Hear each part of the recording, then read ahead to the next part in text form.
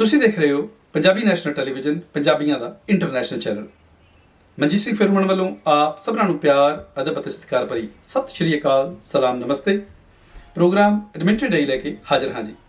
ਦੋਸਤੋ, ਤੁਸੀਂ ਜਾਣਦੇ ਹੋ ਕਿ 21 ਫਰਵਰੀ 2021 ਤੋਂ ਕੈਨੇਡੀਅਨ ਸਰਕਾਰ ਵੱਲੋਂ ਕੋਵਿਡ ਦੀ ਰੋਕਥਾਮ ਦੇ ਲਈ ਨਵੀਆਂ ਗਾਈਡਲਾਈਨਸ ਜਾਰੀ ਕੀਤੀਆਂ ਗਈਆਂ ਹਨ। ਸਾਡੇ ਦਰਸ਼ਕਾਂ ਦੇ ਮਨਾਂ ਦੇ ਵਿੱਚ ਕਈ ਤੌਖਲੇ ਨੇ, ਸਵਾਲ ਨੇ, ਉਹਨਾਂ ਦੀਆਂ ਫੋਨ ਕਾਲਸ ਆ ਰਹੀਆਂ ਨੇ। $2000 ਪ੍ਰਤੀ ਪਰਸਨ ਖਰਚ ਕਰਨੇ ਪੈ ਸਕਦੇ ਨੇ, ਇਸ ਨੂੰ ਲੈ ਕੇ ਵੀ ਲੋਕਾਂ ਦੇ ਮਨਾਂ ਵਿੱਚ ਡਾਊਟ ਹੈ।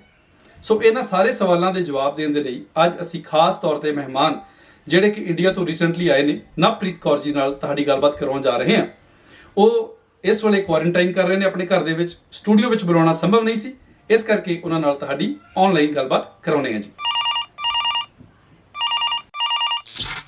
ਨਵਪ੍ਰੀਤ ਕੌਰ ਜੀ, ਆਪ ਜੀ ਦਾ ਬਹੁਤ ਬਹੁਤ ਸਵਾਗਤ ਹੈ ਜੀ।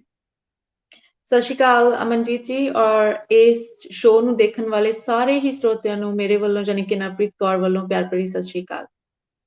ਜਿਵੇਂ ਕਿ ਨਵਪ੍ਰੀਤ ਕੌਰ ਜੀ, ਅਸੀਂ ਗੱਲ ਕੀਤੀ ਹੈ ਕਿ 21 ਫਰਵਰੀ ਤੋਂ ਕੈਨੇਡਾ ਦੀ ਸਰਕਾਰ ਨੇ ਕੁਝ ਨਵੇਂ ਤਬਦੀਲੀਆਂ ਕੀਤੀਆਂ ਨੇ ਤੇ ਉਸ ਬਾਰੇ ਆਪਾਂ ਗੱਲਬਾਤ ਕਰਾਂਗੇ। ਤੁਸੀਂ ਰੀਸੈਂਟਲੀ ਇੰਡੀਆ ਤੋਂ ਟ੍ਰਿਪ ਕੰਪਲੀਟ ਕਰਕੇ ਵਾਪਸ ਪਰਤੇ ਜੇ। ਪਹਿਲਾਂ ਤੇ ਜੀ ਆਇਆਂ ਨੂੰ ਕੈਨੇਡਾ ਵਿੱਚ ਵਾਪਸ। ਥੈਂਕ ਯੂ ਭਾਜੀ। ਤੇ ਸਭ ਤੋਂ ਪਹਿਲਾਂ ਤਾਂ ਇਹ ਜੋ ਦੱਸੋ ਜੀ ਕਿ ਜਿਹੜਾ ਤੁਹਾਡਾ ਇਹ ਸਾਰਾ ਟ੍ਰਿਪ ਸੀਗਾ, ਇਹ ਕਿਵੇਂ ਦਾ ਰਿਹਾ? ਔਰ ਇੰਡੀਆ ਦੇ ਵਿੱਚ ਨੋ ਡਾਊਟ ਤੁਸੀਂ ਇੱਕ ਫੈਮਿਲੀ ਫੰਕਸ਼ਨ ਅਟੈਂਡ ਕਰਨ ਗਏ ਸੀਗੇ, ਖੁਸ਼ਨੁਮਾ ਮਾਹੌਲ ਸੀਗਾ।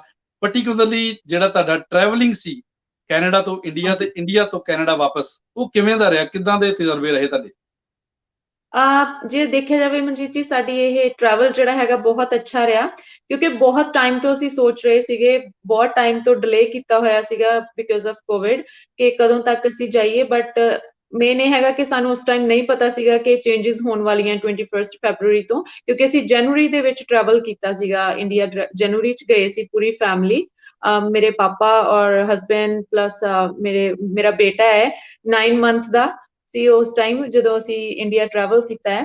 ਤਾਂ ਪਲੱਸ ਸਾਰਾ ਕੁਝ ਵੈਸੇ ਡਾਕਟਰਸ ਤੋਂ ਪੁੱਛ ਕੇ ਵੈਸੇ ਸਾਰੇ ਮਨਾ ਕਰ ਰਹੇ ਸੀ ਕਿ ਟਰੈਵਲ ਨਹੀਂ ਕਰਨਾ ਹੈਗਾ, ਪਰ ਮੈਂ ਪ੍ਰੋਪਰ ਵੈਕਸੀਨੇਸ਼ਨ ਵਗੈਰਾ ਟਰੈਵਲ ਵੈਕਸੀਨੇਸ਼ਨ ਕਰਵਾ ਕੇ ਬੱਚੇ ਦੀ ਵੀ, ਔਰ ਫਿਰ ਅਸੀਂ ਟਰੈਵਲ ਕੀਤਾ। ਸੋ ਸਾਡਾ ਟਰੈਵਲ ਕਾਫੀ ਅੱਛਾ ਰਿਹਾ। ਥੋੜੀਆਂ ਬਹੁਤ ਪ੍ਰੋਬਲਮਸ ਆ ਰਹੀਆਂ ਹੈਗੀਆਂ, ਫਲਾਈਟਸ ਦੇ ਵਿੱਚ ਵੀ ਪ੍ਰੋਬਲਮਸ ਆ ਰਹੀਆਂ, ਕਿਉਂਕਿ ਜੋ ਪਹਿਲਾਂ ਚੱਲ ਰਿਹਾ ਸੀਗਾ ਨਾਰਮਲੀ ਉਹ ਚੀਜ਼ਾਂ ਫਲਾਈਟਸ ਦੇ ਵਿੱਚ ਵੀ ਆਪਾਂ ਨੂੰ ਪ੍ਰੋਪਰ ਨਹੀਂ ਮਿਲ ਰਹੀਆਂ। ਔਰ ਉਸ ਤੋਂ ਬਿਨਾਂ ਜਦੋਂ ਆਪਾਂ ਲੈਂਡ ਕਰਦੇ ਆ ਇੰਡੀਆ ਦੇ ਵਿੱਚ, ਉਹਨਾਂ ਦੀਆਂ ਵੀ ਕਾਫੀ ਰਿਕੁਆਇਰਮੈਂਟਸ ਨੇ, ਕਾਫੀ ਡਾਕੂਮੈਂਟੇਸ਼ਨ ਜਿਹੜੀ ਹੈਗੀ ਆ ਉਹਨਾਂ ਨੂੰ ਚਾਹੀਦੀ ਹੁੰਦੀ, ਜਿਹੜੀ ਕਿ ਆਨਲਾਈਨ ਵੀ ਆਪਾਂ ਨੂੰ ਫਿਲ ਕਰਨੀ ਪੈਂਦੀ ਆ। ਔਰ ਉਹ ਸਾਰੀਆਂ ਚੀਜ਼ਾਂ ਜਿਹੜੀਆਂ ਹੈਗੀਆਂ ਆਪਾਂ ਪ੍ਰੋਪਰ ਜੇ ਕਰਕੇ ਚੱਲਦੇ ਆ ਦੈਨ ਕੋਈ ਪ੍ਰੋਬਲਮ ਨਹੀਂ ਹੈਗੀ, ਫਿਰ ਉਹ ਸਾਰਾ ਚੀਜ਼ ਈਜ਼ੀ ਹੈ। ਬਟ ਹਾਂਜੀ, ਉੱਥੇ ਵੀ ਜਾ ਕੇ ਆਪਾਂ ਨੂੰ ਉਹਨਾਂ ਦੇ ਹਿਸਾਬ ਨਾਲ ਜਿਹੜਾ ਹੈਗਾ ਉਹ 14 ਡੇਜ਼ ਦਾ ਕੁਆਰੰਟਾਈਨ ਹੈਗਾ ਉਹ ਜ਼ਰੂਰ ਕਰਨਾ ਪੈਂਦਾ। ਨਵਪ੍ਰੀਤ ਜੀ, ਸਭ ਤੋਂ ਪਹਿਲਾਂ ਜਿਵੇਂ ਤੁਸੀਂ ਜ਼ਿਕਰ ਕੀਤਾ ਕਿ ਇੰਡੀਆ ਜਦੋਂ ਤੁਸੀਂ ਲੈਂਡ ਕਰਦੇ ਜੇ ਕੁਝ ਰਿਕੁਆਇਰਮੈਂਟਸ ਹੁੰਦੀਆਂ ਨੇ, ਉਹ ਕਿਹੜੀਆਂ ਰਿਕੁਆਇਰਮੈਂਟਸ ਨੇ ਔਰ ਕੀ ਕਰਨਾ ਪੈਂਦਾ ਉਹਦੇ? ਸੋ ਇੱਕ ਤਾਂ ਪਹਿਲਾਂ ਜਦੋਂ ਆਪਾਂ ਇੱਥੋਂ ਜਾਂਦੇ ਹੈਗੇ ਆ, ਉਦੋਂ ਆਪਾਂ ਨੂੰ 72 ਆਵਰਸ ਪਹਿਲਾਂ ਜਿਹੜਾ ਹੈਗਾ ਵਿਦਿਨ 72 ਆਵਰਸ ਆਪਣਾ ਕੋਵਿਡ ਰਿਜ਼ਲਟ ਹੈ ਜਿਹੜਾ ਉਹ ਨੈਗੇਟਿਵ ਹੋਣਾ ਚਾਹੀਦਾ, ਫਿਰ ਹੀ ਆਪਾਂ ਫਲਾਈਟ ਲੈ ਸਕਦੇ ਹਾਂ। ਸੈਕਿੰਡ, ਜਦੋਂ ਆਪਾਂ ਇੱਥੋਂ ਚੱਲਣਾ ਇਹਦੇ ਤੋਂ ਪਹਿਲਾਂ ਸਾਨੂੰ ਫਾਰਮ ਫਿਲ ਕਰਨਾ ਪੈਂਦਾ, ਸੈਲਫ ਡੈਕਲੇਰੇਸ਼ਨ ਫਾਰਮ ਹੁੰਦਾ ਇੱਕ, ਉਹ ਆਪਾਂ ਨੂੰ ਉਹ ਆਨਲਾਈਨ ਵੀ ਫਿਲ ਕਰ ਸਕਦੇ ਆ, ਜਿਹਦੇ ਨਾਲ ਆਪਾਂ ਨੂੰ ਉੱਥੇ ਉਤਰ ਕੇ ਟਾਈਮ ਨਹੀਂ ਲੱਗਦਾ। ਜੇ ਆਪਾਂ 에ਅਰਪੋਰਟ ਤੇ ਉੱਥੇ ਜਾ ਕੇ ਫਿਲ ਕਰਾਂਗੇ ਉਹ ਕਾਫੀ ਟਾਈਮ ਲੱਗਦਾ, ਆਪਾਂ ਨੂੰ 4-5 ਘੰਟੇ 에ਅਰਪੋਰਟ ਤੇ ਲੱਗਦੇ ਨੇ। ਔਰ ਉਸ ਤੋਂ ਬਿਨਾਂ ਇੱਕ ਫਾਰਮ ਹੈਗਾ ਜਿਹਦੇ ਵਿੱਚ ਜਦੋਂ ਆਪਾਂ ਉਹ ਫਿਲ ਕਰਦੇ ਹਾਂ, ਫਿਰ ਉਧਰੋਂ ਗਵਰਨਮੈਂਟ ਵੱਲੋਂ ਆਪਾਂ ਨੂੰ ਇੱਕ ਈਮੇਲ ਆਉਂਦੀ ਹੈਗੀ ਆ, ਜਿਹਦੇ ਵਿੱਚ ਆਪਾਂ ਨੂੰ ਅਪਰੂਵਲ ਦਿੰਦੇ ਆ ਕਿ ਤੁਸੀਂ ਘਰ ਜਾ ਕੇ ਕੁਆਰੰਟਾਈਨ ਕਰ ਸਕਦੇ ਹੋ।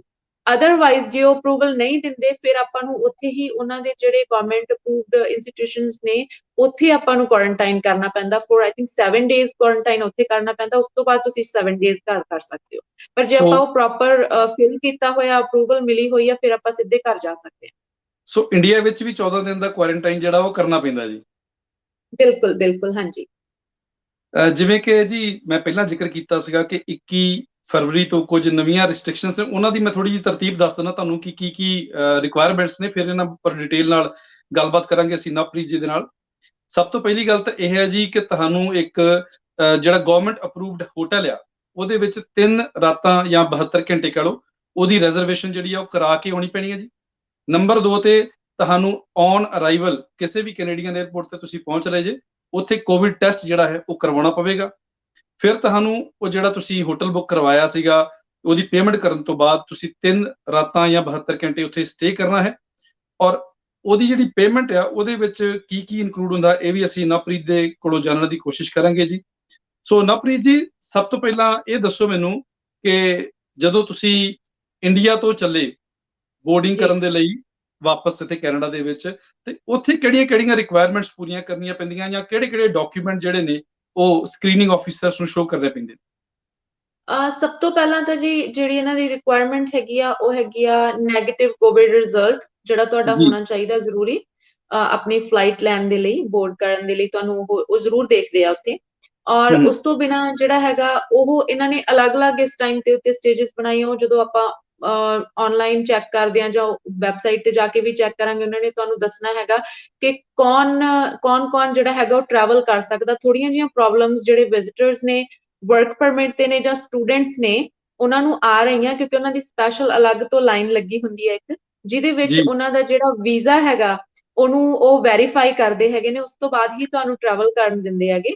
ਸੋ ਇਹ ਇੱਕ ਰਿਕੁਆਇਰਮੈਂਟ ਹੈਗੀ ਆ। ਹੋਟਲ ਰਿਜ਼ਰਵੇਸ਼ਨ ਜਿਹੜੀ ਹੈਗੀ ਆ ਉਹ ਇੰਡੀਆ ਦੇ ਵਿੱਚ ਡਿਪੈਂਡ ਕਰਦਾ, ਸਮ ਟਾਈਮ ਉਹ ਚੈੱਕ ਕਰ ਲੈਂਦੇ ਨੇ, ਸਮ ਟਾਈਮ ਉਹ ਨਹੀਂ ਚੈੱਕ ਕਰਦੇ। ਬਟ ਮੈਂ ਜ਼ਰੂਰ ਕਹੂੰਗੀ ਕਿ ਜਿਹੜੀ ਹੋਟਲ ਰਿਜ਼ਰਵੇਸ਼ਨ ਹੈਗੀ ਆ ਉਹ ਇੰਡੀਆ ਤੋਂ ਹੀ ਕਰਾ ਕੇ ਆਈਏ ਤਾਂ ਉਹ ਜ਼ਿਆਦਾ ਬੈਟਰ ਹੈ, ਕਿਉਂਕਿ ਫਿਰ ਇੱਥੇ ਤੁਹਾਨੂੰ ਟਾਈਮ ਨਹੀਂ ਲੱਗਦਾਗਾ, ਰਾਈਟ ਵੇ ਤੁਹਾਡਾ ਸਾਰਾ ਪ੍ਰੋਸੀਜਰ ਅੱਗੇ ਦੀ ਅੱਗੇ ਚੱਲਦਾ ਰਹਿੰਦਾ ਹੈਗਾ। ਅਦਰਵਾਈਜ਼ ਇੱਥੇ ਆ ਕੇ ਰਿਜ਼ਰਵੇਸ਼ਨ ਕਰਾਉਣੀ ਪੈਂਦੀ ਆ, ਹੈਵ ਟੂ। ਔਰ ਇਸ ਤੋਂ ਬਿਨਾਂ ਜਿਹੜਾ ਹੈਗਾ ਕੋਵਿਡ ਟੈਸਟ ਰਿਜ਼ਲਟ ਹੋ ਗਿਆ, ਇਹ ਜ਼ਰੂਰੀ ਹੈਗਾ, ਹਾਂਜੀ। ਔਰ ਵਿਦਿਨ 72 ਆਵਰਸ ਜਿਹੜਾ ਤੁਹਾਨੂੰ ਦੱਸਿਆ। ਹਾਂਜੀ ਬਿਲਕੁਲ ਜੀ, ਅਗਰ ਤੁਸੀਂ ਉੱਥੋਂ ਆ ਰਹੇ ਜੇ ਤੇ ਹੋਟਲਸ ਦੀ ਬੁਕਿੰਗ ਜੇਕਰ ਤੁਸੀਂ ਇੰਡੀਆ ਤੋਂ ਕਰਾ ਲਓ, ਮੈਨੂੰ ਲੱਗਦਾ ਵੀ ਕਈ ਵਾਰੀ ਕੀ ਹੁੰਦਾ ਵੀ ਆਪਾਂ ਉਰੇ ਆ ਕੇ ਕਰਾਉਣ ਦੀ ਕੋਸ਼ਿਸ਼ ਕਰਦੇ ਹਾਂ, ਫਿਰ ਕਈ ਵਾਰੀ ਅਵੇਲੇਬਿਲਿਟੀ ਨਹੀਂ ਹੁੰਦੀ ਹੋਟਲਸ ਦੇ ਵਿੱਚ, ਫਿਰ ਸਾਨੂੰ ਅਵੇਲੇਬਿਲਿਟੀ ਵੀ ਨਹੀਂ ਹੁੰਦੀ, ਫਿਰ ਥੋੜਾ ਐਕਸਪੈਂਸਿਵ ਵੀ ਪੈਂਦੇ ਹੈਗੇ ਆ। ਸੈਕਿੰਡ, ਇਹ ਜਿੱਦਾਂ ਹੀ ਆਪਾਂ ਇੱਥੇ ਆ ਕੇ ਅਰਾਈਵ ਕਰਦੇ ਆ, ਉਤਰਦੇ ਆ, ਸਭ ਤੋਂ ਪਹਿਲਾਂ ਉਹ ਰਿਜ਼ਰਵੇਸ਼ਨ ਦੀ ਜਿਹੜੀ ਕਨਫਰਮੇਸ਼ਨ ਹੈਗੀ ਆ, ਸਭ ਤੋਂ ਪਹਿਲਾਂ ਉਹ ਚੈੱਕ ਕਰਦੇ ਆ। ਜੇਕਰ ਉਹ ਤੁਸੀਂ ਨਹੀਂ ਕਰਵਾਇਆ ਹੋਇਆ ਤਾਂ ਫਿਰ ਉਹ ਤੁਹਾਨੂੰ ਇੱਕ ਸਾਈਡ ਤੇ ਬਿਠਾ ਦਿੰਦੇ ਆ ਕਿ ਜਿੰਨਾ ਟਾਈਮ ਤੁਸੀਂ ਕਨਫਰਮੇਸ਼ਨ ਨਹੀਂ ਦਿੰਦੇ ਉਹਨਾਂ ਟਾਈਮ ਤੁਹਾਨੂੰ ਉਹ ਅੱਗੇ ਨਹੀਂ ਭੇਜਦੇਗੇ। ਜੀ, ਤੇ ਵੇਖਣ ਵਿੱਚ ਇਹ ਵੀ ਆਇਆ ਜੀ ਕਿ ਕੁਝ ਐਪਸ ਵੀ ਤੁਹਾਨੂੰ ਡਾਊਨਲੋਡ ਕਰਨ ਦੇ ਲਈ ਕਹੀਆਂ ਜਾਂਦੀਆਂ ਨੇ। ਕਿਹੜੀ ਐਪ ਔਰ ਕਿਹੜੀ-ਕਿਹੜੀ ਜਾਣਕਾਰੀ ਜਿਹੜੀ ਆ ਉਹਦੇ ਵਿੱਚ ਤੁਹਾਨੂੰ ਡਾਊਨਲੋਡ ਜਾਂ ਭਰਨੀ ਪੈਂਦੀ ਹੈ ਜੀ? ਜੀ ਉਹ ਆਪਣਾ ਹੈਗੀ ਆ ਅਰਾਈਵ ਕੈਨ ਐਪ ਹੈਗੀ, ਜਿਹੜੀ ਆਪਾਂ ਡਾਊਨਲੋਡ ਕਰਨੀ ਆ। ਉਹ ਹੂੰ, ਹੂੰ, ਡਾਊਨਲੋਡ ਕਰਕੇ ਉਹਦੇ ਉੱਤੇ ਜਿੰਨੇ ਵੀ, ਜੇ ਆਪਾਂ 1 ਪਰਸਨ ਹੈਗਾ ਉਹਨੇ ਆਪਣੀ ਇਨਫੋਰਮੇਸ਼ਨ ਭਰਨੀ ਆ, ਜੇ ਆਪਾਂ ਜ਼ਿਆਦਾ ਟਰੈਵਲਰ ਹੈਗੇ ਆ ਉਹ ਇੱਕੋ ਹੀ ਐਪ ਦੇ ਵਿੱਚ ਇਨਫੋਰਮੇਸ਼ਨ ਭਰ ਸਕਦੇ ਆ। ਉਹਨਾਂ ਦੇ ਜਿਵੇਂ ਪਾਸਪੋਰਟ ਦੀ ਲਗਾ ਲਓ ਜਾਂ ਆਪਾਂ ਪੀਆਰ ਕਾਰਡ ਦੀ, ਉਹ ਇਨਫੋਰਮੇਸ਼ਨ ਭਰਨੀ ਆ ਉਹਦੇ ਵਿੱਚ ਸਾਰੀ। ਔਰ ਉਹਦੇ ਵਿੱਚ ਮੇਨ ਇਹ ਹੈਗਾ ਕਿ ਆਪਾਂ ਇਹ ਵੀ ਉਹਨਾਂ ਨੂੰ ਦੱਸਣਾ ਹੈਗਾ ਕਿ ਅਸੀਂ ਹੋਟਲ ਤੋਂ ਬਾਅਦ ਕੁਆਰੰਟਾਈਨ ਜਿਹੜਾ ਕਰਨਾ ਹੈਗਾ ਉਹ ਕਿੱਥੇ ਕਰਨਾ। ਜੀ, ਪਲੱਸ ਆਪਣੀ ਸਾਰੀ ਹੈਲਥ ਦੀ ਜਿਹੜੀ ਇਨਫੋਰਮੇਸ਼ਨ ਹੈਗੀ ਆ ਰੈਗੂਲਰ ਉਹਦੇ ਵਿੱਚ ਸਾਰੀ ਦੱਸਣੀ ਹੈਗੀ ਆ, ਕਿਉਂਕਿ ਜਦੋਂ ਆਪਾਂ ਘਰ ਵੀ ਆ ਜਾਂਦੇ ਆ ਜਾਂ ਆਪਾਂ ਕੈਨੇਡਾ ਦੇ ਵਿੱਚ ਅਰਾਈਵ ਕਰਕੇ ਕੁਆਰੰਟਾਈਨ ਟਾਈਮ ਦੇ ਵਿੱਚ ਹੈਗੇ ਆ, ਐਵਰੀ ਡੇ ਮਾਰਨਿੰਗ ਦੇ ਵਿੱਚ ਆਪਾਂ ਨੂੰ ਨੋਟੀਫਿਕੇਸ਼ਨ ਆਉਂਦੀ ਆ ਕਿ ਉਹ ਤੁਸੀਂ ਫਿਲ ਕਰੋ। ਜੇਕਰ ਆਪਾਂ ਉਹ ਐਪ ਡਾਊਨਲੋਡ ਨਹੀਂ ਕੀਤਾ ਜਾਂ ਆਪਾਂ ਨਹੀਂ ਕਰ ਸਕਦੇ, ਦੈਨ ਉਹਨਾਂ ਨੂੰ ਐਵਰੀ ਡੇ ਕਾਲ ਕਰਕੇ ਆਪਣੀ ਹੈਲਥ ਜਿਹੜੀ ਹੈਗੀ ਆ ਉਹਦੇ ਬਾਰੇ ਤੁਹਾਨੂੰ ਸਾਰੀ ਇਨਫੋਰਮੇਸ਼ਨ ਕਾਲ ਕਰਕੇ ਦੇਣੀ ਪੈਂਦੀ ਆ। ਸੋ ਇਸ ਤੋਂ ਜੀ, ਸਭ ਤੋਂ ਬੈਟਰ ਆਪਸ਼ਨ ਇਹ ਹੈਗੀ ਹੈ ਕਿ ਅਰਾਈਵ ਕੈਨ ਡਾਊਨਲੋਡ ਕਰਕੇ, ਸੋ ਉਹਦੇ ਵਿੱਚ ਰੋਜ਼ ਦੀ ਰੋਜ਼ ਇਨਫੋਰਮੇਸ਼ਨ ਆਪਣੀ ਦੋ ਸੇਵ ਕਰੋ, ਤਾਂ ਉਹਨਾਂ ਕੋਲ ਇਹ ਸਾਰੀ ਇਨਫੋਰਮੇਸ਼ਨ ਆਪਣੀ ਪਹੁੰਚਦੀ ਰਹਿੰਦੀ ਹੈ ਕਿ ਕੋਈ ਬਰੀਥਿੰਗ ਪ੍ਰੋਬਲਮ ਜਾਂ ਕੋਈ ਕਫ ਜਾਂ ਕੋਈ ਹੈਲਥ ਦੇ ਵਿੱਚ ਕੋਈ ਚੇਂਜਸ ਤਾਂ ਨਹੀਂ ਹੈਗੀ, ਸਿਰਫ ਕੋਈ ਕੁਐਸਚਨ ਉਹ ਬਾਅਦ ਦੇ ਵਿੱਚ ਪੁੱਛਦੇ ਆ ਐਵਰੀ ਡੇ। ਜੀ। ਨਵਪ੍ਰੀਤ ਜੀ, ਤੁਸੀਂ ਜ਼ਿਕਰ ਕੀਤਾ ਵੀ ਤੁਹਾਡਾ ਇੱਕ ਬੇਟਾ ਵਾ 9-10 ਮਹੀਨਿਆਂ ਦਾ। ਸੋ ਮੇਰਾ ਹਾਂਜੀ ਸਵਾਲ ਇਹ ਸੀ ਕਿ ਬੱਚਿਆਂ ਦੇ ਲਈ ਵੀ ਜਿਹੜਾ ਕੋਵਿਡ ਟੈਸਟ ਜਿਹੜਾ ਵਾ ਉੱਥੇ 에ਅਰਪੋਰਟ ਤੇ ਜ਼ਰੂਰੀ ਹੈਗਾ? ਨਹੀਂ ਜੀ, ਕੋਵਿਡ ਟੈਸਟ ਬੱਚਿਆਂ ਦੇ ਲਈ ਜ਼ਰੂਰੀ ਨਹੀਂ ਹੈ। 5 ਇਅਰਸ ਜਾਂ ਜਿਹੜੇ ਘੱਟ ਬੱਚੇ ਹੈਗੇ ਆ ਉਹਨਾਂ ਨੂੰ ਕੋਈ ਰਿਕੁਆਇਰਮੈਂਟ ਨਹੀਂ ਹੈਗੀ ਕੋਵਿਡ ਟੈਸਟ ਦੀ। ਸੋ ਇਸ ਕਰਕੇ ਮੇਰੇ ਬੇਟੇ ਦਾ ਜਿਹੜਾ ਕੋਵਿਡ ਟੈਸਟ ਹੈ ਉਹ ਨਹੀਂ ਹੋਇਆ। ਸੋ ਉਹ ਐਗਜ਼ੈਂਪਟਡ ਹੈ ਜੀ, ਬੱਚੇ ਜਿਹੜੇ 5 ਸਾਲ ਤੋਂ ਨੀਚੇ ਬਿਲਕੁਲ। ਦੇ ਨੇ। ਹਾਂਜੀ ਹਾਂਜੀ ਹਾਂਜੀ ਹਾਂਜੀ। ਇੱਕ ਕੁਝ ਹੋਰ ਜਿਹੜੇ ਸਾਡੇ ਦਰਸ਼ਕ ਨੇ ਉਹਨਾਂ ਦਾ ਸਵਾਲ ਆਇਆ ਸੀਗਾ ਕਿ ਕਈ ਵਾਰੀ ਕੀ ਹੁੰਦਾ, ਆਪਾਂ ਇੰਡੀਆ ਤੋਂ ਜਦੋਂ ਆਉਂਦੇ ਆ, ਕੋਈ ਅਰੇਂਜਮੈਂਟ ਕਰਕੇ ਜੁਗਾੜ ਲਾ ਕੇ ਵੈਕਸੀਨ ਉੱਥੋਂ ਲਵਾ ਆਉਂਦੇ ਆ। ਸੋ ਹਾਂਜੀ ਕੀ ਆਪਾਂ ਵੈਕਸੀਨ ਲਵਾ ਕੇ ਆਏ ਆ ਤੇ ਜਿਹੜਾ ਇੱਥੇ ਦਾ ਪ੍ਰੋਸੀਜਰ ਆ, ਟੈਸਟ ਕਰਵਾਉਣਾ, 3 ਦਿਨ ਹੋਟਲਸ ਦੇ ਵਿੱਚ ਰਹਿਣਾ ਜਾਂ 14 ਦਿਨ ਦਾ ਕੁਆਰੰਟਾਈਨ ਕੰਪਲੀਟ ਕਰਨਾ, ਉਹ ਰਿਕੁਆਇਰਮੈਂਟਸ ਹਾਂਜੀ। ਐਜ਼ ਇਟ ਇਜ਼ ਉਹਨਾਂ ਲਈ ਲਾਗੂ ਹਨ ਜਾਂ ਉਹ ਐਗਜ਼ੈਂਪਟ ਹੋ ਸਕਦੇ ਨੇ ਜੀ? ਜਿੱਥੋਂ ਮਨਜੀਤ ਜੀ, ਜਦੋਂ ਤੱਕ ਮੈਨੂੰ ਪਤਾ ਹੈਗਾ ਜਾਂ ਜਿੰਨਾ ਕੁ ਅਸੀਂ ਸਰਚ ਕੀਤੀ ਹੈਗੀ ਉਹਦੇ ਹਿਸਾਬ ਨਾਲ, ਜੇਕਰ ਅਸੀਂ ਉੱਥੇ ਵੈਕਸੀਨੇਸ਼ਨ ਵੀ ਲਈ ਹੋਈ ਆਪਣੀ, ਫਿਰ ਵੀ ਆਪਾਂ ਨੂੰ ਜਿਹੜੀਆਂ ਉਹਨਾਂ ਦੀਆਂ ਰਿਕੁਆਇਰਮੈਂਟਸ ਹੈਗੀਆਂ ਨੇ, ਇਹ ਸਾਰੀਆਂ ਦੀਆਂ ਸਾਰੀਆਂ ਐਜ਼ ਇਟ ਇਜ਼ ਉਦਾਂ ਹੀ ਆਪਾਂ ਨੂੰ ਟੈਸਟ ਵੀ ਕਰਾਉਣਾ ਪੈਂਦਾ, ਆਪਾਂ ਨੂੰ ਹੋਟਲ ਕੁਆਰੰਟਾਈਨ ਵੀ ਕਰਨਾ ਪੈਂਦਾ, ਔਰ 14 ਡੇਜ਼ ਦਾ ਜਿਹੜਾ ਕੁਆਰੰਟਾਈਨ ਹੈ, ਜੇਕਰ ਆਪਣਾ ਟੈਸਟ ਰਿਜ਼ਲਟ ਨੈਗੇਟਿਵ ਆਉਂਦਾ, ਘਰ ਜਾ ਕੇ ਵੀ ਜੇ ਆਪਾਂ ਕੁਆਰੰਟਾਈਨ ਕਰਦੇ ਹਾਂ ਉਹ ਵੀ ਆਪਾਂ ਨੂੰ 14 ਡੇਜ਼ ਦਾ ਕਰਨਾ ਜ਼ਰੂਰੀ ਹੈ। ਬਿਲਕੁਲ ਜੀ, ਕਿਉਂਕਿ ਜਿਹੜਾ ਮਕਸਦ ਆ ਸਰਕਾਰ ਦਾ ਬਹੁਤ ਕਲੀਅਰ ਆ ਕਿ ਇੰਟਰਨੈਸ਼ਨਲ ਟਰੈਵਲ ਜਿਹੜੀ ਆ ਉਹਨੂੰ ਥੋੜਾ ਜਿਹਾ ਡਿਸਕਰੇਜ ਕੀਤਾ ਜਾਵੇ ਤਾਂ ਕਿ ਜਿਹੜਾ ਕੋਵਿਡ ਦਾ ਜਿਹੜਾ ਪ੍ਰਸਾਰ ਆ ਉਸ ਨੂੰ ਕਿਸੇ ਨਾ ਕਿਸੇ ਤਰੀਕੇ ਰੋਕਿਆ ਜਾਵੇ, ਕਿਉਂਕਿ ਹੁਣ ਜੀ, ਜਿਹੜੇ ਨਿਊ ਵੇਰੀਐਂਟਸ ਨੇ ਜੀ ਉਹ ਵੀ ਕੈਨੇਡਾ ਵਿੱਚ ਲਗਾਤਾਰ ਵੱਧਦੇ ਜਾ ਰਹੇ ਨੇ। ਪਹਿਲਾਂ ਯੂਕੇ ਦਾ ਵੇਰੀਐਂਟ ਆਇਆ, ਫਿਰ ਸਾਊਥ ਅਫਰੀਕਾ ਦਾ, ਹੁਣ ਇੱਕ ਹੋਰ ਵੇਰੀਐਂਟ ਜੀ ਬ੍ਰਾਜ਼ੀਲ ਤੋਂ ਵੀ ਕੈਨੇਡਾ ਪਹੁੰਚ ਚੁੱਕਿਆ ਵਾ। ਬਿਲਕੁਲ, ਸੋ ਇਹ ਚਿੰਤਾ ਦਾ ਵਿਸ਼ਾ ਵਾ, ਤਾਂ ਹੀ ਸਰਕਾਰ ਜਿਹੜੀ ਆ ਉਹ ਇੰਨੀ ਗੰਭੀਰ ਆ। ਸੋ ਜਦੋਂ ਹਾਂਜੀ, ਆਪਾਂ ਗੱਲ ਕਰਨੀ ਆ ਹੁਣ ਆਪਾਂ ਜੀ ਹੋਟਲ ਦਾ ਜਿਹੜਾ 3 ਦਿਨ ਦਾ ਸਟੇ ਆ ਉਹਦੇ ਬਾਰੇ ਕੁਝ ਕੁਐਸਚਨਸ ਨੇ। ਬਿਲਕੁਲ, ਸਟਾਰਟਿੰਗ ਦੇ ਵਿੱਚ ਯਾਦ ਹੋਊਗਾ ਜਦੋਂ ਜਸਟਿਨ ਟਰੂਡੋ ਜਿਹੜੇ ਪ੍ਰਾਈਮ ਮਿਨਿਸਟਰ ਨੇ ਕੈਨੇਡਾ ਦੇ, ਇਹਨਾਂ ਵੱਲੋਂ ਅਨਾਉਂਸਮੈਂਟ ਕੀਤੀ ਗਈ ਸੀ ਕਿ ਤੁਹਾਨੂੰ 2000 ਪਰ ਪਰਸਨ ਜਿਹੜਾ ਵਾ ਉਹ ਖਰਚ ਕਰਨਾ ਪੈ ਸਕਦਾ ਹੋਟਲ ਦੇ ਸਟੇ ਦੇ ਵਿੱਚ। ਤੇ ਕਈ ਤਰ੍ਹਾਂ ਬਿਲਕੁਲ, ਦੀਆਂ ਲੋਕਾਂ ਦੇ ਮਨਾਂ ਦੇ ਵਿੱਚ ਖਦਸ਼ੇ ਸੀਗੇ, ਕਨਫਿਊਜ਼ਨ ਸੀਗੇ, ਡਾਊਟ ਸੀਗੇ। ਉਹਨਾਂ ਨੂੰ ਕਲੀਅਰ ਕਰਨ ਵਾਸਤੇ ਹੀ ਅੱਜ ਅਸੀਂ ਤੁਹਾਨੂੰ ਤੁਹਾਡੇ ਘਰ ਤੋਂ ਗੱਲਬਾਤ ਕਰਨ ਦੇ ਲਈ ਇਨਵਾਈਟ ਕੀਤਾ ਵਾ ਕਿ ਤੁਸੀਂ ਕੁਆਰੰਟਾਈਨ ਵੀ ਕੰਪਲੀਟ ਕਰ ਰਹੇ ਜੀ, ਇਸੇ ਕਰਕੇ ਆਨਲਾਈਨ ਤੁਹਾਡੇ ਨਾਲ ਜੀ, ਰਾਬਤਾ ਕਾਇਮ ਕੀਤਾ ਵਾ। ਹਾਂਜੀ, ਜਦੋਂ ਤੁਸੀਂ ਹੋਟਲ ਦੇ ਵਿੱਚ ਜਾਂਦੇ ਜੀ ਤੇ ਜਿਹੜੀ ਬੁਕਿੰਗ ਆ, ਆਪਾਂ ਜਿਵੇਂ ਜ਼ਿਕਰ ਕੀਤਾ ਕਿ ਤੁਸੀਂ ਆਨਲਾਈਨ ਵੀ ਕਰ ਸਕਦੇ ਜਾਂ ਫੋਨ ਕਾਲ ਦੇ ਥਰੂ ਵੀ ਕਰ ਸਕਦੇ ਜੇ, ਔਰ ਤੁਸੀਂ ਕਿਹਾ ਵੀ ਇੰਡੀਆ ਤੋਂ ਕਰਾ ਲਓ ਤਾਂ ਬਿਹਤਰ ਆ। ਜੀ। ਤੇ ਟੈਸਟ ਕਰਵਾਉਣ ਤੋਂ ਬਾਅਦ ਹੋਟਲ ਵੱਲੋਂ ਕੋਈ ਪ੍ਰਬੰਧ ਕੀਤੇ ਜਾਂਦੇ ਆ ਤੁਹਾਨੂੰ ਹੋਟਲ ਤੱਕ ਲਿਜਾਣ ਦੇ, ਕੋਈ ਟਰਾਂਸਪੋਰਟੇਸ਼ਨ ਵਗੈਰਾ ਦੇ? ਜੀ ਸੋ ਜਿੱਦਾਂ ਹੀ ਪਹਿਲਾਂ ਆਪਾਂ ਕੈਨੇਡਾ ਦੇ ਵਿੱਚ ਆਉਂਦੇ ਹੈਗੇ ਆ, ਅਰਾਈਵ ਕਰਦੇ ਆ, ਉਸ ਤੋਂ ਬਾਅਦ ਕੀ ਹੁੰਦਾ, ਸਭ ਤੋਂ ਪਹਿਲਾਂ ਤਾਂ ਉਹਨਾਂ ਨੇ ਤੁਹਾਡੀ ਹੋਟਲ ਰਿਜ਼ਰਵੇਸ਼ਨ ਦੇਖਣੀ ਆ। ਸੋ ਜੇਕਰ ਜੀ, ਆਪਾਂ ਨਹੀਂ ਕਰਾਈ ਹੋਈ ਤਾਂ ਉਹ ਆਪਾਂ ਨੂੰ ਹੈਵ ਟੂ ਉੱਥੇ ਬੈਠ ਕੇ ਕਰਾਉਣੀ ਪੈਣੀ ਆ ਪਹਿਲਾਂ। ਉਸ ਤੋਂ ਬਾਅਦ ਹੀ ਨੈਕਸਟ ਜਿਹੜਾ ਪ੍ਰੋਸੀਜਰ ਹੈਗਾ ਉਹ ਹੁੰਦਾ। ਫਿਰ ਉਸ ਤੋਂ ਬਾਅਦ ਜਿਵੇਂ ਇਮੀਗ੍ਰੇਸ਼ਨ ਹੁੰਦੀ ਹੈਗੀ, ਇਮੀਗ੍ਰੇਸ਼ਨ ਜੀ, ਹੋਣ ਤੋਂ ਬਾਅਦ ਡਾਇਰੈਕਟ ਆਪਾਂ ਨੂੰ ਜਿਹੜਾ ਹੈਗਾ ਉਹ ਟੈਸਟ ਦੇ ਲਈ ਭੇਜਦੇ ਨੇ। ਟੈਸਟ ਤੋਂ ਪਹਿਲਾਂ ਟੈਸਟ ਦੀ ਵੀ ਰਿਜ਼ਰਵੇਸ਼ਨ ਉਹ ਹੁੰਦੀ ਹੈਗੀ, ਉਹਦੇ ਤਾਂ ਆਪਾਂ ਨੂੰ ਰਜਿਸਟਰ ਕਰਨਾ ਪੈਂਦਾ ਟੈਸਟ ਦੇ ਲਈ। ਸੋ ਜੀ, ਜਿੱਦਾਂ ਹੀ ਵੈਨਕੂਵਰ ਅਸੀਂ ਉਤਰੇ ਹੈਗੇ ਆ, ਤਾਂ ਉੱਥੇ ਜਿਹੜੀ ਰਿਜ਼ਰਵੇਸ਼ਨ ਸੀਗੀ ਹੁੰਦੀ ਸੀਗੀ ਉਹਦੀ, ਉਹ fly clear by life lab ਦੇ ਥਰੂ ਹੁੰਦੀ ਹੈਗੀ। ਜੀ, ਸੋ ਇਹ ਜ਼ਰੂਰੀ ਹੈ ਕਿ ਜੇਕਰ ਆਪਾਂ ਪਹਿਲਾਂ ਹੀ ਇਹ ਕੀਤੀ ਹੋਈ ਹੈ, ਰਜਿਸਟਰ ਕੀਤਾ ਹੋਇਆ, ਤਾਂ ਆਪਾਂ ਨੂੰ ਉੱਥੇ ਲਾਈਨ ਅਪ ਦੇ ਵਿੱਚ ਨਹੀਂ ਲੱਗਣਾ ਪੈਂਦਾ, ਆਪਣਾ ਡਾਇਰੈਕਟ ਟੈਸਟ ਹੋ ਜਾਣਾ, ਉਹਨਾਂ ਨੇ ਭੇਜ ਦੇਣਾ ਆਪਾਂ ਨੂੰ। ਬਟ ਜੇਕਰ ਆਪਾਂ ਰਜਿਸਟਰ ਨਹੀਂ ਕਰਾਇਆ, ਫਿਰ ਉਹ ਉੱਥੇ ਹੈਲਪ ਕਰਦੇ ਆ, ਬਟ ਆਪਾਂ ਨੂੰ ਥੋੜਾ ਲਾਈਨ ਅਪ 'ਚ ਲੱਗਣਾ ਪੈਂਦਾ, ਉਹ ਰਜਿਸਟਰ ਕਰਾਉਂਦੇ ਆ। ਸੋ ਇੱਕ ਮੇਨ ਚੀਜ਼ ਹੈਗੀ ਆ ਮਨਜੀਤ ਜੀ, ਕਿ ਜਦੋਂ ਆਪਣੇ ਕੋਲ ਈਮੇਲ ਆਈਡੀਜ਼ ਵਗੈਰਾ ਸਾਰਾ ਕੁਝ ਹੈ, ਆਪਾਂ ਪਾਸਵਰਡ ਵਗੈਰਾ ਕ੍ਰੀਏਟ ਕਰ ਸਕਦੇ ਹਾਂ, ਬਟ ਮੇਨ ਪ੍ਰੋਬਲਮ ਆਉਂਦੀ ਹੈਗੀ ਆ ਬਜ਼ੁਰਗਾਂ ਦੇ ਲਈ, ਜਿਨ੍ਹਾਂ ਨੂੰ ਈਮੇਲ ਆਈਡੀਜ਼ ਵਗੈਰਾ ਨਹੀਂ ਪਤਾ। ਕਿਉਂਕਿ ਹੂੰ, ਇਹਦਾ ਜਿਹੜਾ ਰਿਜ਼ਲਟ ਹੈਗਾ, ਉਹ ਜਿਹੜੀ ਆਪਾਂ ਈਮੇਲ ਆਈਡੀ ਦਿੱਤੀ ਹੁੰਦੀ ਆ ਉਹਦੇ ਤੇ ਆਉਣਾ, ਪਲੱਸ ਜਿਹੜਾ ਉੱਥੇ ਆਪਾਂ ਪਾਸਵਰਡ ਕ੍ਰੀਏਟ ਕੀਤਾਗਾ, ਉਹ ਪਾਸਵਰਡ ਪਾਵਾਂਗੇ। ਜਦੋਂ ਆਪਣਾ ਰਿਜ਼ਲਟ ਆ ਗਿਆ, ਉਹ ਪਾਸਵਰਡ ਈਮੇਲ ਦੇ ਵਿੱਚ ਪਾਵਾਂਗੇ, ਤਾਂ ਉਹ ਜਿਹੜਾ ਆਪਾਂ ਨੂੰ ਰਿਪੋਰਟ ਉਹਦੀ ਹੈਗੀ ਆ ਪੀਡੀਐਫ ਤਾਂ ਖੁੱਲਣੀ, ਅਦਰਵਾਈਜ਼ ਉਹ ਖੁੱਲਦੀ ਨਹੀਂ ਆ। ਸੋ ਇਹ ਬਹੁਤ ਜ਼ਿਆਦਾ ਇੰਪੋਰਟੈਂਟ ਚੀਜ਼ ਹੈਗੀ ਆ, ਕਿਉਂਕਿ ਬਜ਼ੁਰਗਾਂ ਨੂੰ ਕਾਫੀ ਪ੍ਰੋਬਲਮ ਆਉਂਦੀ ਆ ਉੱਥੇ। ਜਾਂ ਤਾਂ ਉਹਨਾਂ ਦੇ ਬੱਚਿਆਂ ਨੂੰ ਇਹ ਜ਼ਰੂਰ ਪੇਪਰ ਤੇ ਉਹਨਾਂ ਨੂੰ ਲਿਖ ਕੇ ਦੇ ਦੇਣਾ ਚਾਹੀਦਾ ਹੈਗਾ ਕਿ ਆਹ ਵਾਲੀ ਈਮੇਲ ਜਿਹੜੀ ਹੈਗੀ ਉਹਨਾਂ ਨੂੰ ਜਾ ਕੇ ਦਿਓ ਉੱਥੇ, ਔਰ ਆਹ ਵਾਲਾ ਪਾਸਵਰਡ ਵੀ ਉਹਦਾ ਇਹ ਵਾਲਾ ਕ੍ਰੀਏਟ ਕਰ ਦਿਓ, ਤਾਂ ਜੋ ਉਹਨਾਂ ਨੂੰ ਕੱਲ ਨੂੰ ਉੱਥੇ ਪਤਾ ਹੋਵੇ। ਜੇਕਰ ਘਰ ਵੀ ਬੈਠੇ ਹੋਏ ਨੇ ਉਹਨਾਂ ਦੇ ਬੱਚੇ ਆ, ਜਿਹੜੇ ਜੇ ਬਜ਼ੁਰਗ ਆ ਰਹੇ ਉਹਨਾਂ ਦੇ ਬੱਚੇ, ਉਹ ਖੁਦ ਉਹਨਾਂ ਦੀ ਖੋਲ ਕੇ ਚੈੱਕ ਕਰ ਲੈਣ ਈਮੇਲ ਦੇ ਵਿੱਚ ਕਿ ਉਹਨਾਂ ਦੀ ਰਿਪੋਰਟ ਕੀ ਆਈ ਆ। ਕਿਉਂਕਿ ਜਦੋਂ ਉੱਥੇ ਜਾ ਕੇ ਉਹਨਾਂ ਦਾ ਟੈਸਟ ਹੋਣਾ, ਟੈਸਟ ਤੋਂ ਬਾਅਦ ਡਾਇਰੈਕਟ ਉਹਨਾਂ ਨੇ ਹੋਟਲਸ ਦੇ ਵਿੱਚ ਆਪਾਂ ਨੂੰ ਭੇਜਣਾ। ਸੋ ਜਿਹੜਾ ਹੋਟਲਸ ਦੇ ਵਿੱਚ ਆਪਾਂ ਜਾਣਾ ਹੈ, ਉਹ ਅੱਗੇ ਉੱਥੇ ਹੈਲਪ ਦੇ ਲਈ ਵੀ ਉਹਨਾਂ ਨੇ ਖੜਾਏ ਹੋਏ, ਉਹਨਾਂ ਨੂੰ ਆਪਾਂ ਦੱਸਣਾ ਕਿ ਸਾਡੀ ਜਿਹੜੀ ਰਿਜ਼ਰਵੇਸ਼ਨ ਹੈਗੀ ਆ ਉਹ ਇਸ ਹੋਟਲ ਦੇ ਵਿੱਚ ਹੈਗੀ ਆ।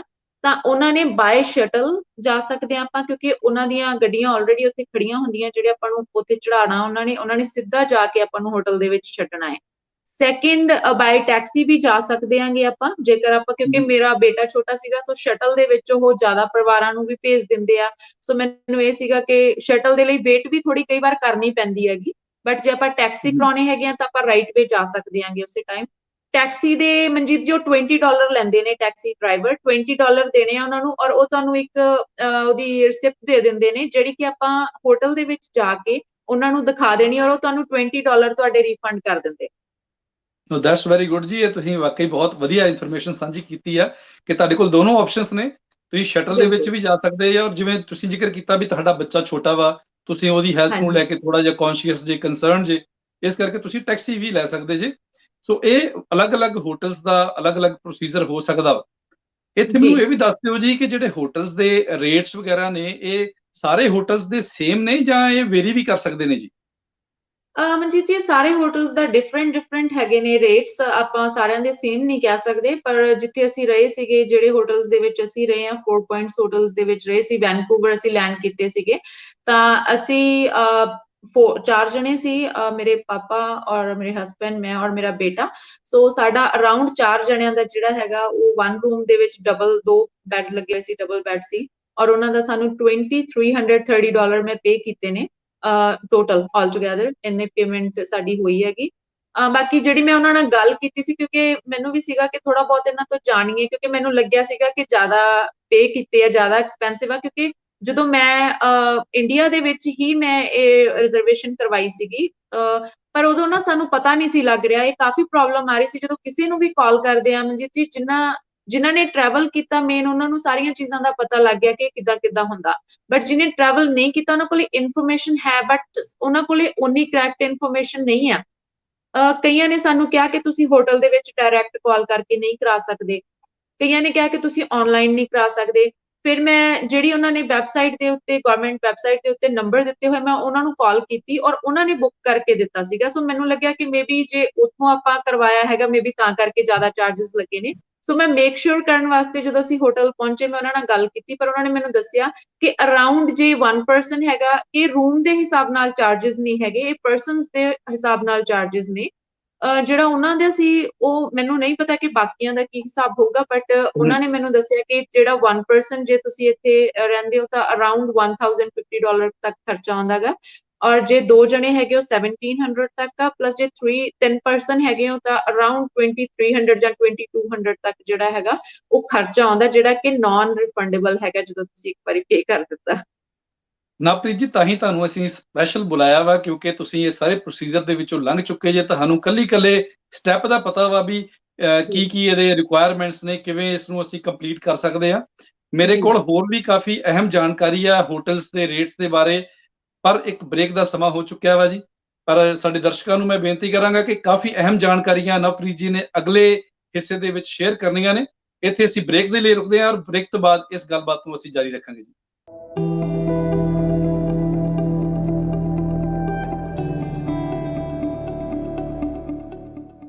ਪ੍ਰੋਗਰਾਮ ਐਡਮਿੰਟਨ ਡਾਇਰੀ ਦੇ ਵਿੱਚ ਬ੍ਰੇਕ ਤੋਂ ਬਾਅਦ ਆਪ ਜੀ ਦਾ ਇੱਕ ਵਾਰ ਫਿਰ ਸਵਾਗਤ ਹੈ ਜੀ। ਔਰ ਸਾਡੀ ਗੱਲਬਾਤ ਚੱਲ ਰਹੀ ਸੀ ਨਵਪ੍ਰੀਤ ਕੌਰ ਜੀ ਦੇ ਨਾਲ, ਜਿਹੜੇ ਰੀਸੈਂਟਲੀ ਇੰਡੀਆ ਤੋਂ ਇੱਕ ਫੈਮਿਲੀ ਫੰਕਸ਼ਨ ਅਟੈਂਡ ਕਰਕੇ ਆਏ ਨੇ, ਔਰ ਇਹ ਸਾਰੇ ਪ੍ਰੋਸੀਜਰ ਦੇ ਵਿੱਚੋਂ ਲੰਘੇ ਹੋਏ ਨੇ, ਤੇ ਕੋਸ਼ਿਸ਼ ਕਰਦੇ ਆ ਹੋਰ ਸਵਾਲਾਂ ਦਾ ਜਵਾਬ ਇਹਨਾਂ ਤੋਂ ਲੈਣ ਦੀ।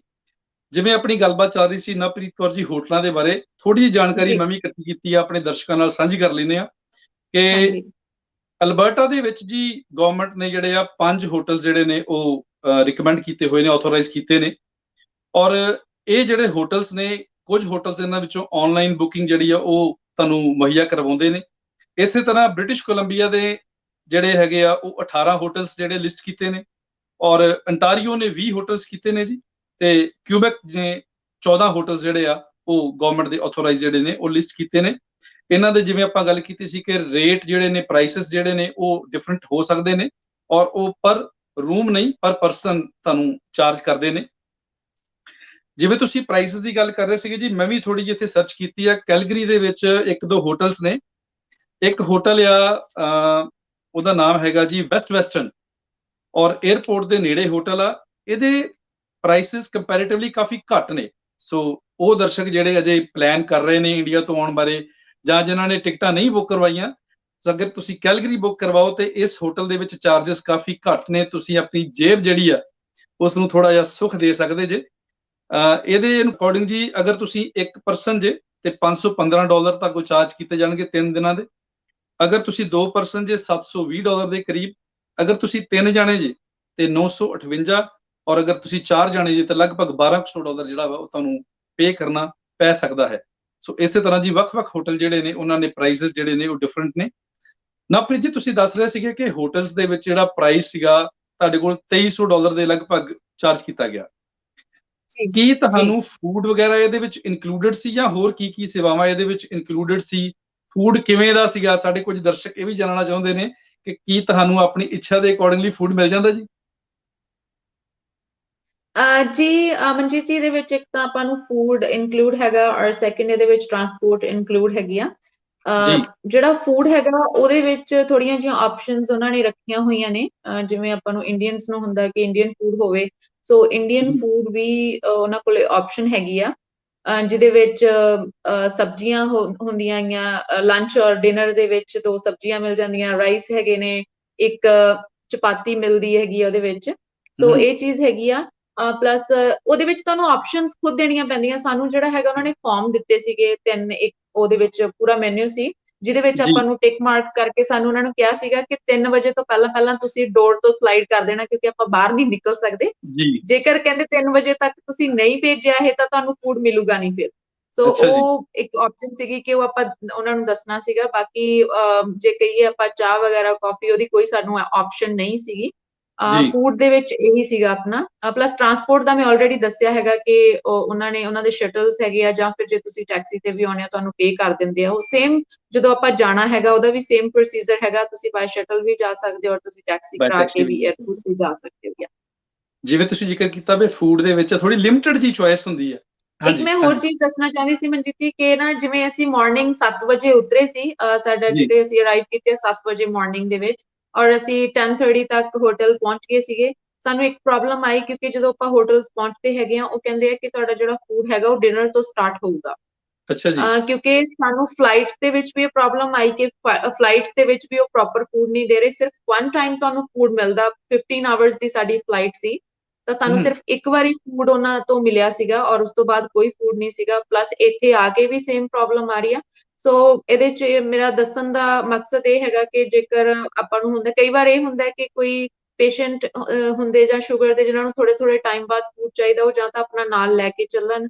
ਕੁਛ ਵੀ ਜੀ ਉਹਨਾਂ ਨੂੰ ਅਰੇਂਜਮੈਂਟ ਕਰਨਾ ਚਾਹੀਦਾ ਕਿਉਂਕਿ ਥੋੜੀ ਫੂਡ ਦੇ ਲਈ ਪ੍ਰੋਬਲਮ ਆ ਰਹੀ ਹੈ। ਜਾਂ ਜਿਹੜੇ ਬੱਚੇ ਹੈਗੇ ਆ ਬੱਚਿਆਂ ਦੇ ਲਈ ਵੀ, ਕਿਉਂਕਿ ਉਹਨਾਂ ਨੇ ਮੈਨੂੰ ਇਹ ਵੀ ਚੀਜ਼ ਬੋਲੀ ਸੀ ਹੋਟਲ ਦੇ ਵਿੱਚ ਕਿ ਬੱਚੇ ਦੇ ਲਈ ਅਸੀਂ ਕੁਝ ਨਹੀਂ ਤੁਹਾਨੂੰ ਪ੍ਰੋਵਾਈਡ ਕਰ ਸਕਦੇ, ਤੁਸੀਂ ਅੱਛਾ ਆਪਣਾ ਜੀ ਪ੍ਰੋਪਰ ਜੋ ਬੱਚੇ ਦਾ ਫੂਡ ਹੋਊਗਾ ਹਮ ਤੁਸੀਂ ਨਾਲ ਲੈ ਕੇ ਆਇਓ।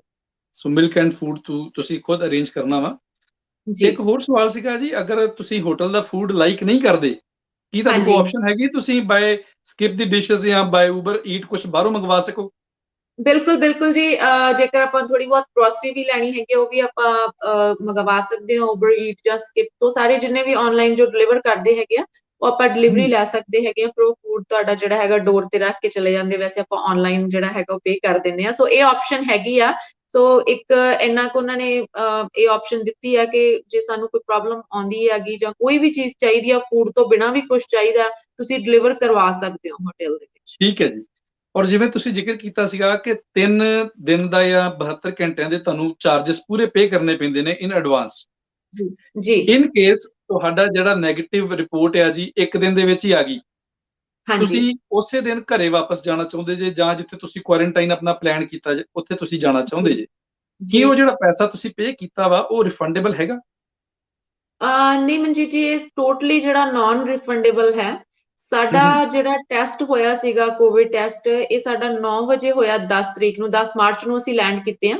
9 ਜੀ ਵਜੇ ਸਾਡਾ ਟੈਸਟ ਹੋਇਆ ਸੀ ਔਰ 11th ਮਾਰਚ ਨੂੰ ਸਾਡਾ ਸਵੇਰੇ 6:30 ਵਜੇ ਰਿਜ਼ਲਟ ਆ ਗਿਆ ਸੀ। ਵਿਦਿਨ 24 ਆਵਰਸ ਸਾਡਾ ਰਿਜ਼ਲਟ ਆ ਗਿਆ। ਬਟ ਆਪਾਂ ਨੂੰ ਹੈਵ ਟੂ 72 ਆਵਰਸ ਦੇ ਪੇ ਕਰਨੇ ਪੈਂਦੇ 3 ਨਾਈਟਸ ਦਾ ਹੋਟਲ। ਹੂੰ ਬਟ ਉਸ ਤੋਂ ਬਾਅਦ ਆਪਣੀ ਮਰਜ਼ੀ ਹੈ, ਜੇ ਆਪਾਂ ਰਹਿਣਾ ਚਾਹੁੰਦੇ ਹਾਂ 3 ਦਿਨ ਉੱਥੇ ਰਹਿ ਸਕਦੇ ਹਾਂ। ਬਟ ਜੇ ਆਪਾਂ ਵਾਪਸ ਆਉਣਾ ਚਾਹੁੰਦੇ ਹਾਂ ਆਪਾਂ ਵਾਪਸ ਆ ਸਕਦੇ ਹੈਗੇ ਆ। ਉਹਨਾਂ ਨੂੰ ਕੋਈ ਬੰਦਿਸ਼ ਨਹੀਂ ਹੈਗੀ। ਜਦੋਂ ਵੀ ਆਪਣਾ ਜਿਹੜਾ ਰਿਜ਼ਲਟ ਆ ਉਹ ਨੈਗੇਟਿਵ ਆ ਗਿਆ ਤਾਂ ਜਿਹੜਾ ਆਪਾਂ ਉਹਨਾਂ ਨੂੰ ਜਗ੍ਹਾ ਦਿੱਤੀ ਹੈਗੀ ਆਪਣੇ ਜਿਹੜਾ ਬਾਕੀ ਕੁਆਰੰਟਾਈਨ ਰਹਿੰਦਾ ਉਹਦੇ ਲਈ ਆਪਾਂ ਵਾਪਸ ਆ ਸਕਦੇ ਹਾਂਗੇ। ਪਰ ਉਹਨਾਂ ਨੇ ਕੋਈ ਵੀ ਆਪਾਂ ਨੂੰ ਰਿਫੰਡ ਨਹੀਂ ਦੇਣਾ ਹੈਗਾ ਬਿਲਕੁਲ ਵੀ। ਉਹ ਨਾਨ ਰਿਫੰਡੇਬਲ ਹੈ। ਜਦੋਂ ਆਪਾਂ ਰਿਜ਼ਰਵ ਕਰਨਾ ਉਸ ਟਾਈਮ ਵੀ ਉਹਨਾਂ ਨੇ ਰਿਜ਼ਰਵੇਸ਼ਨ ਟਾਈਮ ਦੱਸ ਦੇਣਾ ਆਪਾਂ ਨੂੰ, ਬੁਕਿੰਗ ਦੇ ਵੇਲੇ ਵੀ ਦੱਸ ਦਿੰਦੇ ਹੈਗੇ। ਪਲੱਸ ਜਦੋਂ ਆਪਾਂ ਹੋਟਲ ਦੇ ਵਿੱਚ ਜਾਂਦੇ ਹਾਂ ਉੱਥੇ ਵੀ ਉਹਨਾਂ ਨੇ ਪ੍ਰੋਪਰ ਆਪਾਂ ਨੂੰ ਦੱਸ ਦੇਣਾ ਕਿ ਤੁਸੀਂ ਜਾਣਾ ਚਲੇ ਜਾਇਓ, ਰਹਿਣਾ ਉਹਨੇ ਦਿਨ ਰਹਿ ਲਿਓ, ਬਟ ਅਸੀਂ ਤੁਹਾਨੂੰ ਕੋਈ ਵੀ ਰੀਫੰਡ ਨਹੀਂ ਦੇਵਾਂਗੇ। ਸੋ ਇਹ ਤੁਹਾਡੀ ਆਪਣੀ ਆਪਸ਼ਨ ਹੈ ਜੀ। ਅਗਰ ਤੁਸੀਂ ਹੋਟਲ 'ਚ ਰਹਿਣਾ ਕਈ ਵਾਰੀ ਪਸੰਦ ਕਰਦਾ ਹੁੰਦਾ ਕੋਈ ਬੰਦਾ, ਰਾਈਟ, ਜੀ ਵੀ ਤੁਸੀਂ ਉੱਥੇ 3 ਦਿਨ ਬਿਲਕੁਲ ਪੂਰੇ ਬਿਤਾ ਸਕਦੇ ਜੇ। ਪਰ ਅਗਰ ਤੁਸੀਂ ਆਪਣੇ ਘਰ ਜਾਣਾ ਚਾਹੋ ਤੇ ਤੁਸੀਂ ਜਦੋਂ ਵੀ ਤੁਹਾਡੀ ਨੈਗੇਟਿਵ ਰਿਪੋਰਟ ਆ ਜੇ ਤੇ ਤੁਸੀਂ ਜਾ ਸਕਦੇ ਹੋ। ਇਹ ਤੋਂ ਅਗਲਾ ਸਵਾਲ ਹੈ ਜੀ ਕਿ ਅਗਰ ਤੁਹਾਡਾ ਜੀ ਜਿਵੇਂ ਨੈਗੇਟਿਵ ਟੈਸਟ ਆ ਗਿਆ, ਰਿਪੋਰਟ ਆ ਗਈ, ਤੁਸੀਂ ਕੁਆਰੰਟਾਈਨ ਆਪਣਾ ਕੰਪਲੀਟ ਕਰਨਾ, ਜੀ 14 ਦਿਨ ਤੁਸੀਂ ਹਾਂਜੀ ਉੱਥੇ ਜਿਹੜਾ ਕੁਆਰੰਟਾਈਨ ਕੰਪਲੀਟ ਕਰਨਾ ਹੈ। ਇੱਕ ਬੜਾ ਅਹਿਮ ਸਵਾਲ ਆ, ਇਹ ਹੋ ਸਕਦਾ ਕਈ ਦਰਸ਼ਕਾਂ ਨੂੰ ਨਾ ਪਤਾ ਹੋਵੇ, ਗਵਰਨਮੈਂਟ ਵੱਲੋਂ ਇੱਕ ਤੁਹਾਨੂੰ ਕਿੱਟ ਦਿੱਤੀ ਜਾਂਦੀ ਆ ਐਟ ਦੀ 에ਅਰਪੋਰਟ ਕਿ ਤੁਸੀਂ ਇੱਕ 10ਵੇਂ ਜੀ ਦਿਨ ਇੱਕ ਹੋਰ ਟੈਸਟ ਕਰਨਾ ਕੰਡਕਟ। ਉਹ ਜੀ ਟੈਸਟ ਦੀ ਕੀ ਪ੍ਰੋਸੀਜਰ ਆ, ਕਿੱਟ ਕਿੱਦਾਂ ਦੀ ਹੁੰਦੀ ਆ, ਕੀ ਉਹਦੇ ਵਿੱਚ ਹੁੰਦਾ ਵਾ, ਤੁਸੀਂ ਸੈਂਪਲ ਆਪਣਾ ਜਿਹੜਾ ਵਾ ਉਹ ਕਿਵੇਂ ਅਲਬਰਟਾ ਹੈਲਥ ਸਰਵਿਸਿਜ਼ ਨੂੰ ਭੇਜਣਾ ਵਾ, ਇਹ ਵੀ ਥੋੜਾ ਜਿਹਾ ਸਾਡੇ ਦਰਸ਼ਕਾਂ ਨਾਲ ਸਾਂਝੀ ਕਰਿਓ ਜੀ ਗੱਲਬਾਤ। ਜੀ ਮਨਜੀਤ ਜੀ, ਜਿੱਦਾਂ ਹੀ ਸਾਡਾ ਉੱਥੇ ਟੈਸਟ ਹੋਇਆ 에ਅਰਪੋਰਟ ਤੇ, ਜਦੋਂ ਟੈਸਟ ਹਮ, ਹੋਇਆ, ਟੈਸਟ ਕਰਵਾ ਕੇ ਜਿੱਦਾਂ ਹੀ ਆਪਾਂ ਬਾਹਰ ਨਿਕਲਦੇ ਹਾਂ ਤੇ ਉਹ ਆਪਾਂ ਨੂੰ ਇੱਕ ਟੈਸਟ ਕਿਟ ਦਿੰਦੇ ਆ, ਜਿਹੜਾ ਕਿ ਜੀ। ਆਪਾਂ 10th ਡੇ ਉਹ ਟੈਸਟ ਕਰਨਾ ਹੈ। ਜੇ ਹਮ, ਅਸੀਂ 10th ਮਾਰਚ ਨੂੰ ਉਤਰੇ ਆ ਤਾਂ ਸਾਡਾ ਦਿਨ ਬਣਦਾ ਹੈਗਾ 19th ਮਾਰਚ। 19 ਮਾਰਚ ਨੂੰ ਅਸੀਂ ਉਹ ਟੈਸਟ ਕਰਨਾ, ਉਹਨਾਂ ਨੇ ਸਾਨੂੰ ਸਪੈਸ਼ਲੀ ਡੇਟ ਦੱਸੀ ਆ ਕਿ ਤੁਸੀਂ 19 ਮਾਰਚ ਨੂੰ ਆਪਣਾ ਇਹ ਟੈਸਟ ਕਰਨਾਗਾ। ਉਹ ਇਹ ਵਾਲੀ ਮੇਰੇ ਕੋਲ ਆਲਰੇਡੀ ਕਿਟ ਹੈਗੀ ਆ, ਜਿਹੜੀ ਉਹਨਾਂ ਨੇ ਸਾਨੂੰ ਦਿੱਤੀ ਹੈਗੀ, ਇਹ ਵਾਲੀ ਅੱਛਾ ਜੀ। ਕਿਟ ਹੈ। ਸੋ ਇਹਦੇ ਵਿੱਚ ਸਾਰੀ ਇਨਫੋਰਮੇਸ਼ਨ ਵੀ ਉਹਨਾਂ ਨੇ ਆਲਰੇਡੀ ਦਿੱਤੀ ਹੋਈ ਆ, ਔਰ ਜੋ ਜੋ ਕਰਨਾ ਹਰ ਇੱਕ ਚੀਜ਼ ਇਹਦੇ ਵਿੱਚ ਪ੍ਰੋਵਾਈਡ ਕੀਤੀ ਹੋਈ ਆ ਉਹਨਾਂ ਨੇ, ਕਿ ਕਿੱਦਾਂ ਤੁਸੀਂ ਟੈਸਟ ਕਰਨਾ ਹੈ। ਉਸ ਤੋਂ ਬਾਅਦ ਜਦੋਂ ਆਪਾਂ ਟੈਸਟ ਕਰਨਾ ਹੈ, ਜਦੋਂ ਇਹਨੂੰ ਆਪਾਂ ਖੋਲਦੇ ਹੈਗੇ ਆ, ਉਹਦੇ ਵਿੱਚ ਉਹਨਾਂ ਨੇ ਲਿਖਿਆ ਕਿ ਤੁਹਾਨੂੰ ਇਹ ਐਕਟੀਵੇਟ ਕਰਨਾ ਪੈਂਦਾ। ਐਕਟੀਵੇਟ ਮੀਨਸ ਇੱਕ ਪੇਪਰ ਹੈਗਾ, ਜਦੋਂ ਇਹਨੂੰ ਖੋਲਦੇ ਆ, ਉਹ ਪੇਪਰ ਦੇ ਉੱਪਰ ਜਿਹੜਾ ਇੱਕ ਕਹਿ ਲਓ ਕਿ ਉਹਨੂੰ ਬਾਰ ਸਕੈਨ ਕੋਡ ਕਰਨਾ ਹੋਏਗਾ ਕੋਈ। ਪੈਂਦਾ, ਇੱਕ ਚੀਜ਼ ਹੈ, ਹਮ, ਹਾਂਜੀ, ਬਾਰਕੋਡ ਨੂੰ ਸਕੈਨ ਕਰਨਾ ਪੈਂਦਾ, ਜਿਹਦੇ ਨਾਲ ਉਹ ਐਕਟੀਵੇਟ ਹੋ ਜਾਂਦੀ ਆ। ਇੱਕ ਉਹਨਾਂ ਦੀ ਵੈਬਸਾਈਟ ਤੇ ਜਾ ਕੇ ਉਹਨੂੰ ਸਕੈਨ ਕਰਨਾ, ਜਿਹਦੇ ਨਾਲ ਆਈ ਥਿੰਕ ਉਹਨਾਂ ਨੂੰ ਆਲਰੇਡੀ ਪਤਾ ਲੱਗ ਜਾਏਗਾ ਕਿ ਇਹਨਾਂ ਨੇ ਸਕੈਨ ਕਰ ਲਿਆ ਔਰ ਆਪਣਾ ਟੈਸਟ ਕਰ ਰਹੇ ਨੇ। ਜਦੋਂ ਇਹ ਟੈਸਟ ਹੋ ਜਾਂਦਾ, ਉਹਨਾਂ ਨੇ ਆਟੋਮੈਟਿਕਲੀ ਇਹਦੇ ਵਿੱਚ ਇੱਕ ਚੀਜ਼ ਹੋਰ ਦਿੱਤੀ ਹੋਈ ਹੈ, ਇੱਕ ਪੇਪਰ ਹੈ ਜਿਹਦੇ ਵਿੱਚ ਪਿਰੋਲੇਟਰ ਦੇ ਥਰੂ ਇਹ ਟੈਸਟ ਉਹਨਾਂ ਦੇ ਕੋਲ ਜਿਹੜੇ ਹੈਗੇ ਨੇ ਜਾਣਾਗਾ। ਤਾਂ ਉਹਨਾਂ ਨੇ ਖੁਦ ਹੀ ਲੈ ਕੇ ਆਪਣੇ ਘਰ ਤੋਂ ਲੈ ਕੇ ਜਾਣਾ, ਇਹ ਤੋਂ ਆਪਣੇ ਕੋਲੋਂ। ਆਈ ਥਿੰਕ ਉਹਨਾਂ ਨੇ ਜਿਹੜੀ ਟਾਈਮਿੰਗ ਹੈਗੀ ਹੈ, ਵੈਸੇ ਉਹਨਾਂ ਨੇ ਮੈਨੂੰ ਦੱਸਿਆ ਨਹੀਂ, ਪਰ ਜੋ ਮੈਂ ਇਹਦੇ ਵਿੱਚ ਪੜਿਆਗਾ, ਜਦੋਂ ਆਪਾਂ ਉਹ ਬਾਰਕੋਡ ਸਕੈਨ ਕਰਦੇ ਆ, ਉਹਨਾਂ ਕੋਲੇ ਸਾਰੀ ਇਨਫੋਰਮੇਸ਼ਨ ਚੱਲ ਜਾਣੀ ਆ। ਉਸ ਦੇ ਹਿਸਾਬ ਨਾਲ ਉਹ ਆਪਾਂ ਨੂੰ ਟਾਈਮਿੰਗ ਦੇਣਗੇ ਕਿ ਉਹ ਕਿਹੜੇ ਟਾਈਮ ਦੇ ਉੱਪਰ ਇਹਨੂੰ ਪਿਕ ਕਰਕੇ ਲੈ ਕੇ ਜਾਣਗੇ, ਔਰ ਆਪਣਾ ਫੋਨ ਨੰਬਰ ਉਹਨਾਂ ਕੋਲੇ ਆਲਰੇਡੀ ਹੈ, ਔਰ ਆਪਣੀ ਈਮੇਲ ਆਈਡੀ ਆਲਰੇਡੀ ਹੈ, ਜਿਹਦੇ ਥਰੂ ਉਹ ਆਪਾਂ ਨੂੰ ਟਾਈਮਿੰਗ ਜਿਹੜੀ ਹੈਗੀ ਉਹ ਆਪਣੇ ਨਾਲ ਸੈੱਟ ਕਰ ਸਕਦੇ। ਸੋ ਜਿਹੜਾ ਤੁਹਾਡਾ ਸਪੈਸੀਮੈਨ ਆ ਉਹ ਕਲੈਕਟ ਕਰਨ ਦਾ ਨਹੀਂ, ਪਿਓਰਲੇਟਰ ਜਿਹੜਾ ਵਾ ਉਹਦਾ ਕੋਈ ਜੀ ਪਰਸਨ ਆਵੇਗਾ, ਔਰ ਜੀ ਜਿਹੜੀ ਰਿਪੋਰਟ ਆ ਡੈਫੀਨੇਟਲੀ ਫਿਰ ਤੁਹਾਨੂੰ ਉਹ ਬਾਈ ਫੋਨ ਜਾਂ ਈਮੇਲ ਜਿਹੜੀ ਆ ਤੁਹਾਨੂੰ ਦੱਸਣਗੇ। ਔਰ ਅਗਰ ਜੀ ਜਿਹੜਾ ਇਹ ਟੈਸਟ ਤੁਸੀਂ ਕੰਡਕਟ ਕੀਤਾ ਜੀ ਡੇ 10 ਤੇ, ਵਿਚ ਇਜ਼ ਵੈਰੀ ਇੰਪੋਰਟੈਂਟ, ਜੀ ਇਹਦੀ ਰਿਪੋਰਟ ਜੇਕਰ ਨੈਗੇਟਿਵ ਆ ਜਾਂਦੀ ਆ, ਉਸ ਤੋਂ ਬਾਅਦ ਵੀ ਅਗਰ ਤੁਹਾਨੂੰ ਜਿਹੜੇ 14 ਦਿਨ ਦਾ ਕੁਆਰੰਟਾਈਨ ਪੂਰਾ ਕਰਨਾ ਪਵੇਗਾ ਜੀ। ਜਿਹੜਾ ਉਹਨਾਂ ਨੇ ਦੱਸਿਆ ਸਾਨੂੰ, ਇੱਕ ਪੇਪਰ ਆਪਾਂ ਨੂੰ 에ਅਰਪੋਰਟ ਤੇ ਵੀ ਦਿੰਦੇ ਆ ਜਦੋਂ ਆਪਾਂ ਇਹ ਟੈਸਟ ਕਰਾ ਲਿਆ, ਜੇਕਰ ਉਹਦੀ ਰਿਪੋਰਟ ਨੈਗੇਟਿਵ ਵੀ ਆਈ ਹੈ, ਹਲੇ ਉਹਨਾਂ ਨੇ ਇਹੀ ਕਿਹਾ ਕਿ ਤੁਹਾਡੇ 14 ਡੇਜ਼ ਕੰਪਲੀਟ ਹੋਣੇ ਚਾਹੀਦੇ ਆ। ਜੀ ਬਾਕੀ ਜਿਹੜਾ ਰਿਜ਼ਲਟ ਆਏਗਾ ਉਹਦੇ ਚ ਦੇਖਦੇ ਆ ਮਨਜੀਤ ਜੀ, ਕਿ ਉਹਦੇ ਚ ਕੀ ਉਹਨਾਂ ਨੇ ਲਿਖਿਆ ਹੋਣਾ ਕਿ ਅੱਜ ਤੋਂ ਬਾਅਦ ਤੁਸੀਂ ਮਤਲਬ ਕੰਮ ਕਰ ਸਕਦੇ ਹੋ, ਜਾਂ ਹਮ, ਤੁਹਾਨੂੰ ਹੈਵ ਟੂ, ਕਿਉਂਕਿ ਸਾਡੇ 23 ਮਾਰਚ ਤੱਕ ਕੰਪਲੀਟ ਹੁੰਦੇ ਨੇ 14 ਡੇਜ਼ ਨਾ। ਤਾਂ ਉਸ ਟਾਈਮ ਆਪਾਂ ਨੂੰ ਪਤਾ ਲੱਗੇਗਾ, ਜੇਕਰ ਆਪਣੀ ਨੈਗੇਟਿਵ ਆਉਂਦੀ ਹੈ ਰਿਪੋਰਟ, ਬਟ ਜੇ ਪੋਜ਼ਿਟਿਵ ਆਉਂਦੀ ਆ ਤਾਂ ਫਿਰ ਉਸ ਦਿਨ ਤੋਂ ਲੈ ਕੇ ਫਿਰ ਅੱਗੇ 14 ਡੇਜ਼ ਜਿਹੜੇ ਹੈਗੇ ਨੇ ਉਹ ਆਪਾਂ ਨੂੰ ਕੁਆਰੰਟਾਈਨ ਕਰਨਾ ਪੈਣਾ। ਜੀ। ਜਿਵੇਂ ਆਪਾਂ ਗੱਲਬਾਤ ਕਰ ਰਹੇ ਸੀਗੇ ਕਿ ਜਿਹੜੀ ਇਹ ਕਿਟ ਤੁਸੀਂ ਹੁਣੇ ਦਿਖਾਈ ਦਰਸ਼ਕਾਂ ਨੂੰ, ਕਿ ਇਹਦੇ ਵਿੱਚ ਜੀ ਸਾਰਾ ਕੁਝ ਐਕਸਪਲੇਨ ਹੋਏਗਾ ਕਿ ਤੁਸੀਂ ਕਿਵੇਂ ਆਪਣਾ ਸਪੈਸੀਮਨ ਜਿਹੜਾ ਵਾ ਜੀ ਉਹਨੂੰ ਕਲੈਕਟ ਕਰਨਾ ਵਾ, ਸਟੋਰ ਕਰਨਾ ਜੀ ਵਾ ਔਰ ਸ਼ਿਪ ਕਰਨਾ। ਇਹ ਸਾਰੀ ਜੀ ਇਨਫੋਰਮੇਸ਼ਨ ਜਿਹੜੀ ਆ ਉਹਦੇ ਸਾਰੀ ਵਿੱਚ ਦਿੱਤੀ ਹੈ। ਇਨਫੋਰਮੇਸ਼ਨ। ਤੇ ਨੈਗੇਟਿਵ ਜਦੋਂ ਆ ਗਿਆ ਤੁਹਾਡਾ ਟੈਸਟ, ਤੇ ਡੈਫੀਨੇਟਲੀ ਤੁਸੀਂ ਜਿਹੜੇ 3-4 ਦਿਨ ਰਹਿ ਗਏ ਨੇ ਉਹ ਕੰਪਲੀਟ ਕਰੋਗੇ ਕੁਆਰੰਟਾਈਨ ਦੇ। ਔਰ ਜਿਵੇਂ ਤੁਸੀਂ ਜ਼ਿਕਰ ਕਰ ਰਹੇ ਸੀ, ਰੱਬ ਨਾ ਕਰੇ ਕਿਸੇ ਦਾ ਜਿਹੜਾ ਰਿਜ਼ਲਟ ਆ ਪੋਜ਼ਿਟਿਵ ਆ ਜਾਂਦਾ, ਉਸ ਜੀ ਸਿਨਾਰੀਓ ਦੇ ਵਿੱਚ ਜਿਹੜਾ ਤੁਹਾਡਾ ਅਗੇਨ ਕੁਆਰੰਟਾਈਨ ਆ ਉਹ ਕਦੋਂ ਤੋਂ ਸਟਾਰਟ ਹੋਏਗਾ ਜੀ? ਜਿਸ ਦਿਨ ਆਪਾਂ ਉਹ ਟੈਸਟ ਕੀਤਾ ਹੈ, ਉਸ ਦਿਨ ਤੋਂ ਲੈ ਕੇ ਅੱਗੇ 14 ਡੇਜ਼ ਦਾ ਕੁਆਰੰਟਾਈਨ ਕਰਨਾ ਪੈਣਾ। ਬਾਕੀ ਉਹਨਾਂ ਨੇ ਇੱਕ ਚੀਜ਼ ਹੋਰ ਵੀ ਦੱਸੀ ਹੋਈ ਆ ਮਨਜੀਤ ਜੀ, ਕਿ ਹਾਂਜੀ ਜੇਕਰ ਆਪਣਾ ਟੈਸਟ ਰਿਜ਼ਲਟ ਜਿਹੜੇ ਹੈਗੇ ਨੈਗੇਟਿਵ, ਹੁਣ ਪਹਿਲਾਂ ਵੀ ਸਾਡਾ ਨੈਗੇਟਿਵ ਆਇਆ ਜਦੋਂ ਆਪਾਂ ਇੱਥੇ ਉਤਰੇ ਆਂਗੇ, ਪਲੱਸ ਹਾਂਜੀ ਅਗਲਾ ਵੀ ਜੇ ਨੈਗੇਟਿਵ ਆਉਂਦਾ, ਬਟ ਆਪਾਂ ਨੂੰ ਰਾਈਟ ਵੇ ਜੇਕਰ ਲੱਗਦਾ ਹੈ ਕਿ ਸਾਡੀ ਹੈਲਥ ਦੇ ਵਿੱਚ ਕੋਈ ਚੇਂਜਸ ਆ, ਕੋਈ ਕਫ ਜਾਂ ਬਰੀਥਿੰਗ ਪ੍ਰੋਬਲਮ ਹੋ ਰਹੀ ਆ, ਦੈਨ ਫਿਰ ਵੀ ਆਪਾਂ ਨੂੰ ਕੁਆਰੰਟਾਈਨ ਕਰਨਾ ਜ਼ਰੂਰੀ ਹੈ, ਚਾਹੇ ਉਹ ਜਿਹੜਾ ਟੈਸਟ ਆਪਣਾ ਨੈਗੇਟਿਵ ਹੈ। ਤੇ ਨਵਪ੍ਰੀਤ ਜੀ, ਇਹ ਜਿਵੇਂ ਆਪਾਂ ਗੱਲਬਾਤ ਕਰ ਰਹੇ ਸੀ ਵੀ ਪਹਿਲੇ ਦਿਨ ਦਾ ਟੈਸਟ ਔਰ ਜਿਹੜਾ ਡੇ 10 ਦਾ ਟੈਸਟ ਕਾਫੀ ਅਹਿਮ ਨੇ, ਔਰ 14 ਦਿਨ ਦਾ ਜਿਹੜਾ ਤੁਹਾਡਾ ਕੁਆਰੰਟਾਈਨ ਆ ਇਹ ਵੀ ਰਿਕੁਆਇਰਡ ਆ। ਜੀ ਕੀ ਸਕਰੀਨਿੰਗ ਆਫੀਸਰ ਤੁਹਾਨੂੰ ਵਿਜ਼ਿਟ ਵੀ ਕਰ ਸਕਦੇ ਨੇ ਮੇਕ ਸ਼ੋਰ ਕਰਨ ਦੇ ਲਈ ਵੀ are you following the all guidelines? ਬਿਲਕੁਲ ਬਿਲਕੁਲ ਮਨਜੀਤ ਜੀ, ਕਿਉਂਕਿ ਸਾਨੂੰ ਇਹਦੇ ਕਾਲ ਵੀ ਆ ਚੁੱਕੀਆਂ ਨੇ ਆਲਰੇਡੀ, ਫੈਮਿਲੀ ਜੀ ਨੂੰ ਪਰ ਪਰਸਨ, ਅਲੱਗ-ਅਲੱਗ ਪਰਸਨ ਨੂੰ ਕਾਲ ਆ ਰਹੀ ਆ। ਜਿਵੇਂ ਮੇਰੇ ਹਮ, ਪਾਪਾ ਨੂੰ ਇੰਗਲਿਸ਼ ਦੀ ਥੋੜੀ ਪ੍ਰੋਬਲਮ ਆਉਂਦੀ ਹੈ, ਉਹਨਾਂ ਨੇ ਮੈਨੂੰ ਕਾਲ ਕਰਕੇ ਪੁੱਛਿਆ ਕਿ ਉਹਨਾਂ ਨਾਲ ਗੱਲ ਕਰਨੀ ਹੈ। ਮੈਂ ਉਹਨਾਂ ਨੂੰ ਦੱਸਿਆ ਕਿ ਉਹਨਾਂ ਨੂੰ ਇੰਗਲਿਸ਼ ਨਹੀਂ ਆਉਂਦੀ ਹੈਗੀ, ਤਾਂ ਉਹਨਾਂ ਨੇ ਕਿਹਾ ਕਿ ਕਿਹੜੀ ਲੈਂਗੁਏਜ ਉਹ ਬੋਲਦੇ ਆ, ਅਸੀਂ ਉਸ ਪਰਸਨ ਤੋਂ ਕਾਲ ਕਰਵਾਵਾਂਗੇ ਜਿਹਨੂੰ ਉਹ ਲੈਂਗੁਏਜ ਆਉਂਦੀ ਹੈਗੀ ਆ। ਫਿਰ ਉਹ ਪ੍ਰੋਪਰ ਇਨਫੋਰਮੇਸ਼ਨ ਲੈਂਦੇ ਆ ਕਿ ਤੁਸੀਂ ਉੱਥੋਂ ਲੈ ਕੇ, ਵੈਨਕੂਵਰ ਤੋਂ ਲੈ ਕੇ ਇੱਥੋਂ ਤੱਕ ਕਿਵੇਂ ਆਏ, ਜਾਂ ਹਮ, 에ਅਰਪੋਰਟ ਤੋਂ ਤੁਸੀਂ ਕਿੱਦਾਂ ਆਏ, ਕਿਸੇ ਨੂੰ ਮਿਲੇ ਤਾਂ ਨਹੀਂ ਹੈ, ਰਾਹ 'ਚ ਕਿਤੇ ਖੜੇ ਤਾਂ ਨਹੀਂ ਹੈਗੇ ਤੁਸੀਂ। ਉਹਨਾਂ ਨੇ ਜੀ ਸਾਰੀ ਇਨਫੋਰਮੇਸ਼ਨ ਲਈ ਆ, ਪਲੱਸ ਉਹਨਾਂ ਨੇ ਇਹ ਵੀ ਪੁੱਛਿਆ ਕਿ ਜੇਕਰ ਜਿਹੜੀ ਤੁਹਾਡੀ ਗਰੋਸਰੀ ਆ ਜਾਂ ਕੋਈ ਚੀਜ਼ ਤੁਹਾਨੂੰ ਚਾਹੀਦੀ ਹੈਗੀ ਆ, ਉਹ ਤੁਹਾਨੂੰ ਤੁਸੀਂ ਕਿਵੇਂ ਲੈਂਦੇ ਹੈਗੇ ਹੋ, ਕੌਣ ਤੁਹਾਨੂੰ ਪ੍ਰੋਵਾਈਡ ਕਰਦਾ, ਉਹ ਪੂਰੀ ਇਨਫੋਰਮੇਸ਼ਨ ਲੈਂਦੇ। ਪਲੱਸ ਉਹਨਾਂ ਨੇ ਇਹ ਵੀ ਕਿਹਾ ਹੈਗਾ ਕਿ ਕੋਈ ਵੀ ਕਿਸੇ ਵੀ ਟਾਈਮ ਤੁਹਾਨੂੰ ਜਿਹੜਾ ਸਕਰੀਨਿੰਗ ਆਫਿਸਰ ਹੈਗੇ ਨੇ ਉਹ ਆ ਕੇ ਤੁਹਾਨੂੰ ਚੈੱਕ ਕਰ ਸਕਦੇ ਨੇ। ਔਰ ਇੱਕ ਮੈਂ ਹੋਰ ਇਨਫੋਰਮੇਸ਼ਨ ਦੇਣਾ ਚਾਹੁੰਦੀ ਹੈਗੀ ਕਿ ਸਾਡੇ ਨੋਨ ਨੇ ਜਿਨ੍ਹਾਂ ਚੋਂ ਇੱਕ ਲੜਕੀ ਆਈ ਹੈ ਇੱਥੇ, ਉਹ ਬੇਸਮੈਂਟ ਚ ਰਹਿ ਰਹੀ, ਉਹਨਾਂ ਨੂੰ 3 ਟਾਈਮਸ ਉਹ ਚੈੱਕ ਕਰਕੇ ਗਏ ਨੇ, 3 ਟਾਈਮਸ ਅੱਛਾ ਉਹਨਾਂ ਜੀ, ਨੇ ਚੈੱਕ ਕੀਤਾ ਉਹਨਾਂ ਨੂੰ। ਹਾਂਜੀ, ਸੋ ਸਤਰਕ ਸੋ ਰਹਿਣ ਇਹ ਦੀ ਕੋਈ ਲੋੜ ਹੈ ਏਦਾਂ ਜੀ। ਨਹੀਂ ਹੈਗਾ, ਹੂੰ, ਕੋਈ ਏਦਾਂ ਨਹੀਂ ਹੈ ਕਿ ਚਲੋ ਉਹਨਾਂ ਨੇ ਕਹਿ ਦਿੱਤਾ ਤਾਂ ਕੋਈ ਗੱਲ ਨਹੀਂ ਹੈ, ਪਰ ਉਹ ਬਹੁਤ ਬਹੁਤ ਬਹੁਤ ਇੰਪੋਰਟੈਂਟ ਹੈਗਾ ਕਿ ਜੇ ਉਹਨਾਂ ਨੇ 14 ਡੇਜ਼ ਦਾ ਕੁਆਰੰਟਾਈਨ ਕਿਹਾ ਤਾਂ ਉਹ ਕਰਨਾ ਪੈਣਾ, ਕਿਉਂਕਿ ਉਹ ਚੈੱਕ ਕਰ ਰਹੇ ਨੇ ਪ੍ਰੋਪਰਲੀ। ਬਿਲਕੁਲ ਜੀ, ਅਵੇਸਲੇ ਹੋਣ ਦੀ ਲੋੜ ਨਹੀਂ ਗੀ। ਪੂਰੀ ਸਤਰਕਤਾ ਬਿਲਕੁਲ। ਦੇ ਨਾਲ ਜਿਹੜਾ ਆਪਣਾ ਤੁਹਾਡਾ ਜ਼ਿੰਮੇਵਾਰੀ ਦੇ ਨਾਲ ਕੁਆਰੰਟਾਈਨ ਜਿਹੜਾ ਉਸਨੂੰ ਕੰਪਲੀਟ ਕੀਤਾ ਜਾਵੇ। ਨਵਪ੍ਰੀਤ ਜੀ, ਹੋ ਸਕਦਾ ਕਈ ਲੋਕ ਜਿਹੜੇ ਨੇ ਕਈ ਵਾਰੀ ਲਾਪਰਵਾਹੀ ਵੀ ਕਰ ਜਾਂਦੇ ਨੇ। ਅਗਰ ਤੁਸੀਂ ਡੇ 1 ਦਾ ਜਾਂ ਡੇ 10 ਦਾ ਪਾਰਟਿਕੂਲਰਲੀ ਤੁਸੀਂ ਟੈਸਟ ਜਿਹੜਾ ਵਾ ਨਹੀਂ ਕਰਦੇ, ਕੀ ਇਹਦੀਆਂ ਕੋਈ ਪੈਨਲਟੀਜ਼ ਵੀ ਹੈਗੀਆਂ ਨੇ ਜੀ ਗਵਰਨਮੈਂਟ ਆਫ ਕੈਨੇਡਾ ਵੱਲੋਂ? ਜੀ, ਜੋ ਸਾਨੂੰ ਦੱਸਿਆ ਗਿਆ ਸੀਗਾ ਉੱਥੇ ਜਦੋਂ ਅਸੀਂ ਇਮੀਗ੍ਰੇਸ਼ਨ ਦੇ ਥਰੂ ਹੋ ਕੇ ਨਿਕਲੇ ਹੈਗੇ ਆ, ਤਾਂ ਸਾਨੂੰ ਉਹਨਾਂ ਜੀ, ਨੇ ਇਹ ਚੀਜ਼ ਦੱਸੀ ਹੈਗੀ ਆ ਕਿ ਤੁਹਾਨੂੰ ਜੇਕਰ ਤੁਸੀਂ ਇਹ ਕੁਆਰੰਟਾਈਨ ਦੇ ਵਿੱਚ ਕੋਈ ਵੀ ਅਣਗਹਿਲੀ ਕਰਦੇ ਹੈਗੇ ਹੋ ਜਾਂ ਉਹਦੀਆਂ ਪ੍ਰੋਪਰ ਜਿਹੜੀਆਂ ਗਾਈਡਲਾਈਨਸ ਨੇ ਉਹਨੂੰ ਨਹੀਂ ਕਰਦੇ ਪ੍ਰੋਪਰ, ਤਾਂ ਤੁਹਾਨੂੰ $1 ਮਿਲੀਅਨ ਤੱਕ ਦਾ ਜਿਹੜਾ ਫਾਈਨ ਹੈ, ਔਰ ਉਸ ਤੋਂ ਬਿਨਾਂ ਜਿਹੜੀ ਹੈਗੀ 6 ਮੰਥ ਦੀ ਜਿਹੜੀ ਹੈਗੀ ਆ ਜੇਲ੍ਹ ਵੀ ਹੋ ਸਕਦੀ ਆ। ਜੇਕਰ 10th ਡੇ ਵਾਲਾ ਜਿਹੜਾ ਆਪਾਂ ਟੈਸਟ ਕਰਨਾ, ਜੇ ਉਹ ਨਹੀਂ ਕਰਦੇ ਹੈਗੇ, ਉਹਨੂੰ ਫੋਲੋ ਨਹੀਂ ਕਰਦੇ, ਤਾਂ ਉਹਦਾ ਆਈ ਥਿੰਕ 7.5 ਲੱਖ ਦਾ ਉਹਦਾ ਫਾਈਨ 7.5 ਹੈਗਾ, ਲੱਖ ਪਲੱਸ 3 ਮੰਥਸ ਦੀ ਜੇਲ੍ਹ ਹੋ ਸਕਦੀ ਹੈਗੀ ਆ। ਸੋ 7.5 ਲੱਖ ਤੱਕ ਦਾ ਫਾਈਨ ਹੈ। ਸੋ ਸਜ਼ਾਵਾਂ ਗੰਭੀਰ ਨੇ ਜੀ। ਸੋ ਦਰਸ਼ਕਾਂ ਨੂੰ ਅਪੀਲ ਆ ਕਿ ਆਪਣਾ ਤੇ ਆਪਣੇ ਦੋਸਤਾਂ ਦਾ, ਆਲੇ ਦੁਆਲੇ ਸਭਨਾਂ ਦੀ ਸਿਹਤ ਦਾ ਖਿਆਲ ਰੱਖਦਿਆਂ ਹੋਇਆਂ ਕੁਆਰੰਟਾਈਨ ਨੂੰ ਜ਼ਿੰਮੇਵਾਰੀ ਦੇ ਨਾਲ ਪੂਰਾ ਕੀਤਾ ਜਾਵੇ, ਔਰ ਜਿਹੜੇ ਟੈਸਟ ਨੇ ਪਾਰਟਿਕੂਲਰਲੀ ਡੇ 10 ਵਾਲਾ ਟੈਸਟ, ਉਸ ਦੀ ਜੀ ਜਿਹੜੀ ਸੈਂਪਲ ਆ ਉਹ ਭੇਜਿਆ ਜਾਵੇ, ਜਿੱਦਾਂ ਦੇ ਉਹਨਾਂ ਨੇ ਤੁਹਾਨੂੰ ਪ੍ਰੋਸੀਜਰ ਫੋਲੋ ਕਰਨ ਦੇ ਲਈ ਕਿਹਾ ਵਾ। ਜਿਵੇਂ ਆਪਾਂ ਜੀ ਹੋਟਲ ਬੁਕਿੰਗਸ ਦੇ ਲਈ ਕਹਿ ਰਹੇ ਸੀਗੇ, ਮੈਂ ਥੋੜੀ ਜੀ ਜਾਣਕਾਰੀ ਆਪਣੇ ਦਰਸ਼ਕਾਂ ਨਾਲ ਹੋਰ ਸਾਂਝੀ ਕਰ ਲਵਾਂ ਕਿ ਗਵਰਨਮੈਂਟ ਆਫ ਕੈਨੇਡਾ ਨੇ ਇੱਕ GB ਟਰੈਵਲ ਕੈਨੇਡਾ ਇੰਕ ਹੈ ਜੀ, ਉਹਨੂੰ ਅਥਾਰਟੀ ਦਿੱਤੀ ਹੋਈ ਹੈ ਸਾਰੀ ਇਹ ਪਲੈਨਿੰਗ ਕਰਨ ਦੇ ਲਈ। ਉਹਨਾਂ ਦੇ ਟੋਲ ਫ੍ਰੀ ਫੋਨ ਨੰਬਰ ਨੇ, ਮੈਂ ਸਾਂਝੇ ਕਰ ਦੇਣਾ ਦਰਸ਼ਕਾਂ ਦੇ ਨਾਲ ਅਗਰ ਉਹ ਹੋਟਲਸ ਵਗੈਰਾ ਬੁੱਕ ਕਰਾਉਣਾ ਚਾਹਣ।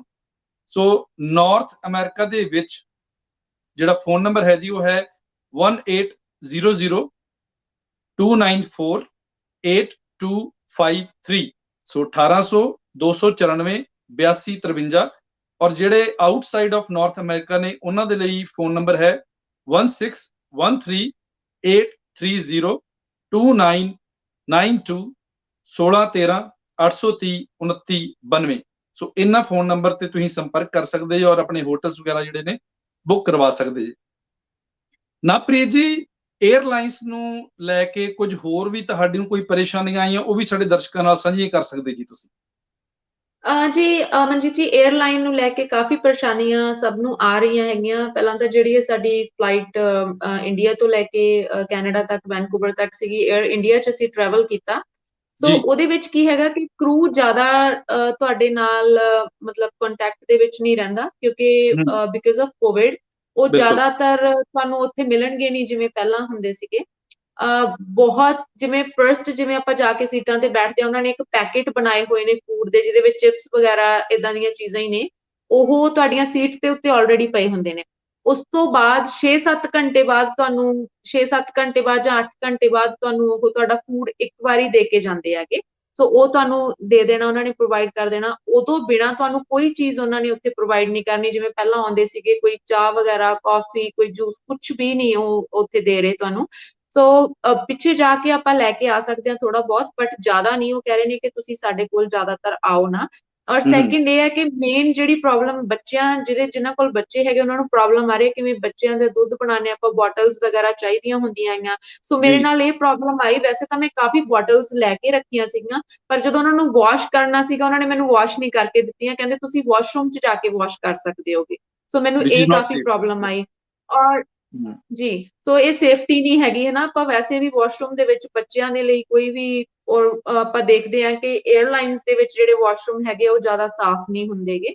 ਸੈਕਿੰਡ ਇਹ ਹੈ ਕਿ ਜਦੋਂ ਆਪਾਂ ਲੋਕਲ ਇੱਥੇ ਕੈਨੇਡਾ ਦੇ ਵਿੱਚ ਜਦੋਂ ਆਪਾਂ ਆਏ ਹਾਂ, ਜਿਹੜੀਆਂ ਡੋਮੈਸਟਿਕ ਫਲਾਈਟਸ ਨੇ ਉਹ ਆਪਾਂ ਚੇਂਜ ਕਰਵਾਉਣੀਆਂ ਹੈਗੀਆਂ ਟਾਈਮਿੰਗ, ਜੀ, ਕਿਉਂਕਿ ਵੈਸੇ ਤਾਂ ਆਲਰੇਡੀ ਉਹਨਾਂ ਨੂੰ ਪਤਾ ਹੈ ਕਿ ਜਦੋਂ ਹੀ ਆਪਾਂ ਇੰਟਰਨੈਸ਼ਨਲ ਫਲਾਈਟ ਦੇ ਥਰੂ ਆ ਰਹੇ ਹਾਂ ਔਰ ਇੱਥੇ ਆ ਕੇ ਲੈਂਡ ਕਰਦੇ ਆਪਾਂ ਨੂੰ ਹੈਵ ਟੂ ਕੁਆਰੰਟਾਈਨ ਕਰਨਾ ਪੈਣਾ। ਸੋ ਇਸ ਕਰਕੇ ਕੋਈ ਏਦਾਂ ਕਾਲ ਨਹੀਂ ਹੁੰਦੀ ਕਿ ਤੁਹਾਨੂੰ ਹੈਵ ਟੂ ਪਹਿਲਾਂ ਹੀ ਚੇਂਜ ਕਰਵਾਉਣੀ ਪੈਂਦੀ ਹੈ। ਉਹ ਕੋਈ ਪ੍ਰੋਬਲਮ ਨਹੀਂ, ਹੋਟਲ 'ਚ ਜਾ ਕੇ ਜਾਂ ਜਦੋਂ ਤੁਹਾਡਾ ਟੈਸਟ ਰਿਜ਼ਲਟ ਆਉਂਦਾ ਤੁਸੀਂ ਉਦੋਂ ਚੇਂਜ ਕਰਾ ਸਕਦੇ ਹੋ, ਕੋਈ ਪ੍ਰੋਬਲਮ ਨਹੀਂ ਹੈ। ਕਿਉਂਕਿ ਮੈਂ ਖੁਦ 에ਅਰ ਕੈਨੇਡਾ ਤੇ ਕਾਊਂਟਰ ਤੇ ਜਾ ਕੇ ਉਹਨਾਂ ਤੋਂ ਪੁੱਛ ਕੇ ਆਏ ਆ। ਸੋ ਉਹ ਕਹਿੰਦੇ ਕੋਈ ਪ੍ਰੋਬਲਮ ਨਹੀਂ, ਸਾਨੂੰ ਆਲਰੇਡੀ ਪਤਾ ਹੈ ਕਿ ਤੁਸੀਂ ਇੱਥੇ ਲੈਂਡ ਕਰ ਰਹੇ ਹੋ ਤਾਂ ਤੁਹਾਨੂੰ ਕੁਆਰੰਟਾਈਨ ਕਰਨਾ ਪੈਣਾ। ਹੋਟਲ 'ਚ ਜਾ ਕੇ ਜਾਂ ਤੁਸੀਂ ਜਦੋਂ ਤੁਹਾਡਾ ਰਿਜ਼ਲਟ ਆ ਗਿਆ ਤੁਸੀਂ ਉਦੋਂ ਸਾਨੂੰ ਕਾਲ ਕਰਕੇ ਚੇਂਜ ਕਰਾ ਸਕਦੇ ਹੋ। ਜਿਹੜੀ ਸੈਕਿੰਡ ਮਨਜੀਤ ਜੀ ਮੈਨੂੰ ਪ੍ਰੋਬਲਮ ਆਈ ਹੈ, ਕਿਉਂਕਿ ਮੈਂ ਜਿਹੜੀ 에ਅਰ ਟਿਕਟ ਲਈ ਹੋਈ ਸੀ ਉਹ ਲਈ ਸੀ ਟਰੈਵਲ ਏਜੰਟਸ ਦੇ ਥਰੂ। ਜੀ ਜਦੋਂ ਕਾਲ ਕੀਤੀ ਤਾਂ ਉਹ ਕਹਿੰਦੇ ਅਸੀਂ ਚਾਰजेस ਲੈਣੇ ਆ ਚੇਂਜ ਕਰਨ ਦੇ, ਜਦੋਂ ਕਿ ਤੁਸੀਂ ਕਹਿੰਦੇ 에ਅਰ ਕੈਨੇਡਾ ਤੋਂ ਚੇਂਜ ਕਰਾ ਲਓ। ਸੋ ਜਦੋਂ ਮੈਂ 에ਅਰ ਕੈਨੇਡਾ ਨੂੰ ਕਾਲ ਕੀਤੀ ਉਹਨਾਂ ਨੇ ਦੱਸਿਆ ਕਿ ਕਹਿੰਦੇ ਤੁਸੀਂ ਟਰੈਵਲ ਏਜੰਟ ਤੋਂ ਟਿਕਟ ਲਈ ਹੋਈ ਆ, ਸੋ ਇਸ ਕਰਕੇ ਅਸੀਂ ਚੇਂਜ ਨਹੀਂ ਕਰ ਸਕਦੇਗੇ। ਬਟ ਜਿਹੜੀ 에ਅਰ ਕੈਨੇਡਾ ਦੀ ਟਿਕਟ ਚੇਂਜ ਹੋ ਰਹੀ ਆ, 에ਅਰ ਕੈਨੇਡਾ ਕੋਈ ਚਾਰजेस ਨਹੀਂ ਲੈ ਰਹੀ, ਫ੍ਰੀ ਆਫ ਕਾਸਟ ਉਹਨੂੰ ਚੇਂਜ ਕਰ ਰਹੀ ਆ। ਪਰ ਜਦੋਂ ਆਪਾਂ ਟਰੈਵਲ ਏਜੰਟਸ ਦੇ ਥਰੂ ਲਏ ਆ ਉਹ ਚਾਰजेस ਲੈਂਦੇ ਨੇ ਮੇਰੇ ਤੋਂ ਕਾਫੀ 4 ਘੰਟੇ। ਮਨਜੀਤ ਜੀ ਮੇਰੀ ਬਹਿਸ ਹੋਈ ਆ 에ਅਰ ਕੈਨੇਡਾ ਦੇ ਨਾਲ ਵੀ ਔਰ ਟਰੈਵਲ ਏਜੰਟਸ ਦੇ ਨਾਲ ਵੀ, ਪਰ ਕੋਈ ਹੈਲਪ ਨਹੀਂ ਉੱਥੇ। ਸੋ ਜਦੋਂ ਆਪਾਂ ਟਰੈਵਲ ਏਜੰਟਸ ਦੇ ਥਰੂ ਟਿਕਟ ਲਈ ਹੋਈ ਆ ਸੋ ਆਪਾਂ ਨੂੰ ਚਾਰਜ ਕਰਦੇ, ਸੋ ਮੈਂ $270 3 ਟਿਕਟਸ ਦੇ ਪਰ ਪਰਸਨ $90 ਚਾਰਜ ਕੀਤੇ ਆ ਉਹਨਾਂ ਨੇ ਮੈਨੂੰ। $270 ਮੈਂ ਪੇ ਕੀਤੇ ਆ, ਜਦੋਂ ਕਿ 에ਅਰ ਕੈਨੇਡਾ ਕੋਈ ਫੀਸ ਨਹੀਂ ਲੈ ਰਹੀ। ਸੋ ਜਦੋਂ ਮੈਂ 에ਅਰ ਕੈਨੇਡਾ ਨੂੰ ਕਾਲ ਕਰਕੇ ਪੁੱਛਿਆ ਹੈ ਕਿ ਉਹ ਮੇਰੇ ਤੋਂ ਚਾਰਜ ਲੈ ਰਹੇ ਨੇ, ਉਹ ਕਹਿੰਦੇ ਵੀ ਤੁਸੀਂ ਕੰਪਲੇਂਟ ਕਰ ਸਕਦੇ ਹੋ ਪਰ ਅਸੀਂ ਇਹਦੇ 'ਚ ਕੁਝ ਨਹੀਂ ਕਰ ਸਕਦੇ, ਪਰ ਅਸੀਂ ਕੋਈ ਚਾਰजेस ਨਹੀਂ ਲੈ ਰਹੇ। ਸੋ ਮੈਨੂੰ ਏਦਾਂ ਲੱਗਦਾ ਮਨਜੀਤ ਜੀ ਜੇ ਡਾਇਰੈਕਟ ਫਲਾਈਟ ਕਰਾਈ ਹੁੰਦੀ ਸੋ ਮੇਰੇ ਕੁਝ ਜਿਹੜੇ ਚਾਰजेस ਨੇ ਉਹ ਬਚ ਜਾਣੇ ਸੀਗੇ, ਜਿਹੜੇ ਕਿ ਮੈਂ ਐਕਸਟਰਾ ਪੇ ਕੀਤੇ ਹੈਗੇ ਨੇ। ਸੋ ਇਸ ਚੀਜ਼ ਨੂੰ ਜ਼ਰੂਰ ਧਿਆਨ 'ਚ ਰੱਖਣਾ।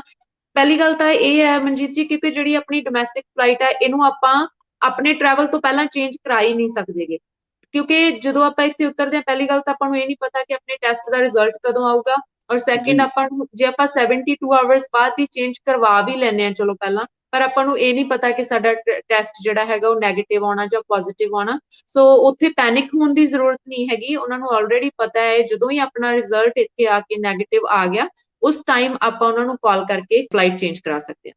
ਸੋ ਤੁਸੀਂ ਸੁਜੈਸਟ ਕਰਨਾ ਚਾਹੋਗੇ ਕਿ ਜਿਹੜੀਆਂ ਫਲਾਈਟਸ ਨੇ ਜਾਂ ਤੁਸੀਂ ਆਪਣੀਆਂ ਟਿਕਟਸ ਬੁੱਕ ਕਰਵਾਉਂਦੇ ਜੇ ਉਹ ਡਾਇਰੈਕਟ ਕਰ ਲਓ ਕੰਪਨੀਆਂ ਦੇ ਨਾਲ ਤੇ ਬਿਹਤਰ ਆ, ਤੁਹਾਨੂੰ ਪਰੇਸ਼ਾਨੀਆਂ ਜਿਹੜੀਆਂ ਨੇ ਘੱਟ ਫੇਸ ਕਰਨੀਆਂ ਪੈ ਸਕਦੀਆਂ ਨੇ। ਮਤਲਬ ਜੋ ਮੈਂ ਫੇਸ ਕੀਤਾ ਮਨਜੀਤ ਜੀ ਮੈਂ ਉਹਦੇ ਰਿਲੇਟਡ ਕਹਿ ਰਹੀ ਹੈਗੀ ਆ, ਕਿਉਂਕਿ ਜੀ ਜਿਨ੍ਹਾਂ ਨੇ ਆਲਰੇਡੀ ਲਿਆ ਹੋਇਆ ਉਹ ਠੀਕ ਹੈ, ਬਟ ਸਿਰਫ ਇੰਨੀ ਕੁ ਪ੍ਰੋਬਲਮ ਹੈ, ਬਾਕੀ ਹੋਰ ਨਹੀਂ ਆਪਾਂ ਕਹਿ ਸਕਦੇ। ਪਰ ਇੰਨਾ ਹੀ ਆ ਕਿ ਆਪਾਂ ਨੂੰ ਮੈਨੂੰ ਉਹ ਚੀਜ਼ ਕਾਫੀ ਬੁਰੀ ਲੱਗੀ, ਕਿਉਂਕਿ ਮੈਂ ਐਕਸਟਰਾ ਬੇਫਾਲਤੂ ਦੇ ਵਿੱਚ ਹੀ ਇੱਕ ਪੇਮੈਂਟ ਦਿੱਤੀ ਹੈ, ਆਲਮੋਸਟ $270 ਪੇ ਕੀਤੇ ਆ ਜਿਹੜੇ ਕਿ ਜੀ ਮੈਨੂੰ ਨਹੀਂ ਕਰਨੇ ਚਾਹੀਦੇ ਸੀ। ਜਦੋਂ 에ਅਰ ਕੈਨੇਡਾ ਖੁਦ ਫ੍ਰੀ ਦੇ ਵਿੱਚ ਉਹ ਕਰ ਰਹੀ ਹੈਗੀ ਆ, ਪਰ ਮੈਂ ਟਰੈਵਲ ਏਜੰਟ ਤੋਂ ਟਿਕਟ ਲਈ ਹੋਈ ਹੈ, ਇਸ ਕਰਕੇ ਮੈਨੂੰ $270 ਉਹ ਪੇ ਕਰਨੇ ਪਏ ਪਰ ਪਰਸਨ $90, ਕਿਉਂਕਿ ਇੱਕ ਤਾਂ ਇਹ ਪ੍ਰੋਬਲਮ ਆ ਰਹੀ ਹੈ। $2300 ਅਸੀਂ ਜਿਹੜਾ ਹੈਗਾ ਹੋਟਲ ਦਾ ਪੇ ਕੀਤਾ ਹਨਾ, ਸੋ 300 ਹੋਰ ਐਕਸਟਰਾ ਪੇ ਕਰਨੇ ਪਏ ਉਸ ਟਾਈਮ ਦੇ ਉੱਤੇ। ਇੱਕ ਤੁਹਾਨੂੰ ਇੰਨੀ ਜ਼ਿਆਦਾ 4 ਘੰਟੇ ਤੁਸੀਂ ਬਹਿਸ ਕਰ ਰਹੇ ਹੋ ਹਨਾ, ਸੋ ਇਹ ਕਾਫੀ ਜੀ ਪ੍ਰੋਬਲਮਸ ਇਹ ਆਉਂਦੀਆਂ। ਸੋ ਇਹ ਟਾਈਮ ਹੀ ਇਦਾਂ ਦਾ ਹੈਗਾ ਇਸ ਟਾਈਮ ਦੇ ਉੱਪਰ, ਜੇ ਆਪਾਂ ਟਰੈਵਲ ਕਰਦੇ ਆ